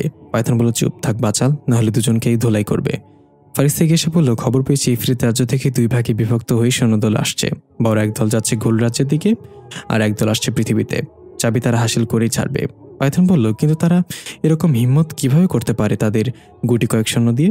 ফারিস্তা বলল, তারা এখন আর গুটি কয়েক না পাইথন, লর্ড বিভিন্ন জিন রাজ্য থেকে লোভনীয় প্রস্তাব দিয়ে অনেক সৈন্য হাজির করেছে। তাই আমাদের দেরি করা ঠিক হবে না, এখনই চাবি নিয়ে রওনা দিতে হবে। পৃথিবীতে তারা আমাদের আক্রমণ করলে পেরে উঠবো না দুজন মিলে। পাইথন ফারিস্তার হাতে চাবিটা দিয়ে বলল, আপনি তাড়াতাড়ি রওনা হন, আমি জান্নাতের সাথে দেখা করে যত দ্রুত সম্ভব পৌঁছে যাব। ফারিস্তা চাবিটা নিয়ে চলে যাওয়ার সময় আতিশের দিকে তাকিয়ে বলল, ধন্যবাদ চাবিটা ফিরে দেওয়ার জন্য। আতিশ মনে মনে বলল, ফিরে দেয়নি, পাইথন না কাইরা নিছে। এইভাবে হাসিতে আতিশ বলল, আরে ধন্যবাদের দরকার নেই রানী সাহেবা, আপনার কাছে আসতে পেরে নিজেকে ধন্য মনে হচ্ছে। ফারিস্তা হাসিতে বলল, মন খারাপ করো না, পাইথন এমনই, কেউ স্বেচ্ছায় কিছু না দিলে কাইরা নাই। এই বলে ফারিস্তা ধীরে ধীরে হাওয়ায় মিলে গেল। আতিশ হা করে বলল, উনি কি মনের কথা শুনতে পায়? পাইথন আতিশের গালে হালকা থাপ্পড় মেরে বলল, উনি সাধারণ কেউ না বাচাল, তোর শরীরে কয় লিটার রক্ত আছে সেটা বলে দিতে পারবে। দৃশ্য পরিবর্তন। ঘরের মেঝেতে রক্ত দিয়ে একটা বড় ত্রিভুজ অঙ্কন করা রয়েছে। নওয়াফির হাত সাদা কাপড় দিয়ে বাঁধা। বোঝা গেল ত্রিভুজ অঙ্কনের জন্য নওয়াফি তার হাত থেকে রক্ত দিয়েছে। ত্রিভুজের মাঝখানে রাখা ভাসিলার দেহ, 3 কোণে 3 জন বসে আছে, জিজা, নওয়াফি আর ফাতিহা। সবার গলে একটা করে সাদা রঙের তাবিজ ঝুলানো আর 3 জনের সামনে একটা পাত্র রাখা, যার ভেতর এক ধরনের কালো তরল পদার্থ। নওয়াফি বলল, ওই জগতে যেতে হলে সবাইকে আগে নিজেকে শক্ত করতে হবে, পৌঁছানোর আগ পর্যন্ত নিঃশ্বাস বন্ধ রাখতে হবে। ভাসিলা সহ তোমরা 2 জন সেখানে পৌঁছাবে, আমি এখানে বসে তোমাদের রক্ষা করব। ওইখানে পৌঁছানোর আগে সামরুনকে খুঁজবে, যাতে সামরুন ভাসিলার শৈলে প্রবেশ করতে পারে, আর তারপর খুঁজবে আমার পাঠানো সালাম আর হাকিমের আত্মা। ওই জগৎটা খুবই ভয়ানক, যে কোনো কিছু ঘটতে পারে, তাই একে অপরের খেয়াল রাখবে। মনে রেখো, তোমরা ফিরে না আসতে পারলে কিন্তু আমি ওখানেই মারা যাব। বুঝতে পেরেছো নাকি আবার বোঝাবো? ফাতিহা বলে, হ্যাঁ বুঝতে পেরেছি, তবে আমি একজন সাধারণ মানুষের ওই জগতে গিয়ে কি করতে পারি? সেখানে তো যারা থাকবে তারা সবাই অত্যন্ত শক্তিশালী। নাফি বলে, এই জন্যই বলেছি সালাম আর হাকিমকে খুঁজতে, তারা 2 জন তোমার মাঝে প্রবেশ করলে তুমি তাদের মতো শক্তিশালী হয়ে উঠবে। নিজেকে সাহায্য করো। রিজা বলল, নাফি আমি শিওর তুমি ইলেকশন লড়লে পাক্কা পাশ করবে। কি ভাষণ দাও তুমি, পুরাই আগুন। নাফি ভ্রুকুচকে বলল, আরে তুমি তো দেখছি ওবায়দুল কাদেরের পিচ্ছি ভাষণ, কোনো কাজে সিরিয়াস হতে পারো না। এখন চলো শুরু করা যাক। এ বলে নাফি চোখ বন্ধ করে অদ্ভুত কিছু মন্ত্র পড়তে লাগলো। জিজা আর ফাতিহা চোখ বন্ধ করে নিঃশ্বাস আটকে রেখেছে। মন্ত্রের প্রভাবে সারা ঘর কাঁপতে লাগলো। ঘরের দেয়ালে টাঙানো পেইন্টিংগুলো ঠাস ঠুস করে নিচে পড়ে যেতে লাগলো। টেবিল থেকে পানি, জগ, গ্লাস সব পড়ে গেল। হঠাৎ ভাসিলার দেহটা চরকির মতো ঘুরতে লাগলো ধীরে ধীরে। জিজার ফাতিহা একইভাবে ঘুরতে লাগলো। ধীরে ধীরে ঘূর্ণন বাড়তে শুরু করলো। এক পর্যায়ে ফ্যান যেমন ফুল স্পিডে ঘুরে, তেমনই করে ঘুরতে ঘুরতে বিকট শব্দে 3 জন গায়েব হয়ে গেল। বসে রইল শুধু নওয়াফি চোখ বন্ধ করে। দৃশ্য চলে গেল আত্মার জগতে। খোলা মাঠে ধাপ ধাপ করে জিজা, ফাতিহা আর ভাসিলা আছড়ে পড়ল। জিজার ফাতিহা হাঁপাতে লাগলো। জোরে জোরে নিঃশ্বাস নিতে নিতে আশেপাশে তাকিয়ে দেখলো খুব সুন্দর করে সবুজে ঘেরা একটা জায়গা। চারিদিকে রং বেরঙের প্রজাপতি উড়ে বেড়াচ্ছে। আকাশে সুন্দর রংধনু ভেসে উঠেছে, দেখে মনে হচ্ছে রংধনু স্পর্শ করা যাবে এত কাছে। ফাতিহা বলল, এত সুন্দর জায়গা আমি স্বপ্নেও দেখিনি কখনো, কি মনোরম দৃশ্য। সত্যি এখানে এসে হৃদয়টা শীতল হয়ে গেল। জিজা বলল, আন্টি, সব সৌন্দর্য বাস্তবতা বহন করে না, চোখ অনেক সময় আমাদেরকে ধোকা দেয়। তুমি এখন যা দেখতে পাচ্ছ তা সত্যি না। ফাতিহা বলল, তাহলে সত্যিটা কি? যে বলল, এক চোখ বন্ধ করে তাকাও আশেপাশে। ফাতিহা এক চোখ বন্ধ করে আশেপাশে তাকাতেই ভয় কেঁপে উঠল। এতক্ষণ যে স্থানটা মনোরম ছিল সে স্থানটা মূলত আগুনের গ্রহ। চারিদিকে শুধু আগুন আর আগুন, প্রজাপতির মতো যা দেখা যাচ্ছিল এতক্ষণ সেগুলো আগুনের ফুলকি। ফাতিহা হাত উঠে বলল, এটা কিভাবে সম্ভব? যে বলল, এই পুরো গ্রহটাই একটা মায়াজালে আবদ্ধ করে রেখেছে তাইবা। আমাদের আগাতে হবে এক চোখ বন্ধ করেই, নাহলে আগুনের খাদে পড়ে যাব। প্রতিটা কদম সাবধানে ফেলতে হবে। ফাতিহা বলল, সবই ঠিক আছে, কিন্তু এখানে কাউকে দেখতে পাচ্ছি না কেন? আমরা সামরনকে কোথায় খুঁজব? তখনই স্লোগান শোনা গেল, আমরা যুদ্ধ করব, আমরা আমাদের জায়গা রক্ষা করব। যে বলে, ওই তো পেয়ে গেছি, চলো এবার যাওয়া যাক। ফাতিহা বলল, যাওয়া যাক মানে? ওয়াসিলা দেহ নিবে কে? জিজা বলল, শুনেছি পুলিশ ট্রেনিংয়ের সময় অনেক ভারী ভারী জিনিস ওঠাতে হয়। ফাতিহা বলল, হ্যাঁ ঠিকই শুনেছ, তো কি? জিজা এক চোখ বন্ধ করে হেঁটে হেঁটে যেতে যেতে বলল, ট্রেনিং কাজে লাগানোর সময় এসে গেছে আন্টি। ফাতিহা ভ্রুকুচকে বলল, আমি পারবো না, এখানে দাঁড়িয়ে থাকবো। কিন্তু কিছুক্ষণ পর দেখা গেল জিজা আগে আগে হেঁটেছে আর ফাতিহা ওয়াসিলার দেহ কাঁধে নিয়ে পিছু পিছু যাচ্ছে। কিছু দূর যাওয়ার পর হঠাৎ চারিদিক থেকে সাদা ধোঁয়ার ন্যায় আত্মা আত্মপ্রকাশ করতে শুরু করলো। জিজার ফাতিহা থেমে গেল। অসংখ্য আত্মা চারিদিক থেকে ঘিরে ফেললো। ফাতিহা বলল, এগুলো কি সিগারেটের আত্মা নাকি? জিজা উচ্চস্বরে বলল, আমি তোমাদের মালকিনের সাথে কথা বলতে চাই, ডাকো তাকে। ধোঁয়ার মাছ থেকে ভয়ানক ডাইনি রূপে আত্মপ্রকাশ করলো তাইবা। স্বাগতম ভ্যাম, স্বাগতম, আমাদের রাজ্যে তোমাকে স্বাগতম। তাইবাকে দেখে জিজার প্রচন্ড রাগ উঠল, চোখগুলো নীল হয়ে গেল। জিজা বলল, তুমি জানতে আমি আসবো, কিন্তু তুমি জানতে না আমি আসলে তোমার কি অবস্থা করব? তাইবা হাসতে হাসতে বলল, আমি কি সে জানতে চাইবে না? জিজা বলল, তার জন্য অনেক সময় আছে, আগে বলো সামারুন কোথায়, তার সাথে কি করেছো তুমি? তাইবা বলল, বেচারি সামারুন কত আশা নিয়ে বসেছিল তার বন্ধু জিজা আসবে, তাকে মুক্ত করবে, কিন্তু তার দেখা হলো না। জিজা এটা শুনে আগুনের মতো লাল হয়ে বলল, সামারুন কোথায়? এই বলে এক ঝটকায় এসে তাইবাকে মাথা দিয়ে ঢুস দিয়ে অনেক দূরে নিয়ে ফেললো। এটা দেখে আত্মাগুলো এক এক করে জিজার উপর আক্রমণ করতে লাগলো। জিজা একটা আত্মাকে ধরে আগুনের মতো জ্বালিয়ে ছাই বানিয়ে উড়িয়ে দিচ্ছে।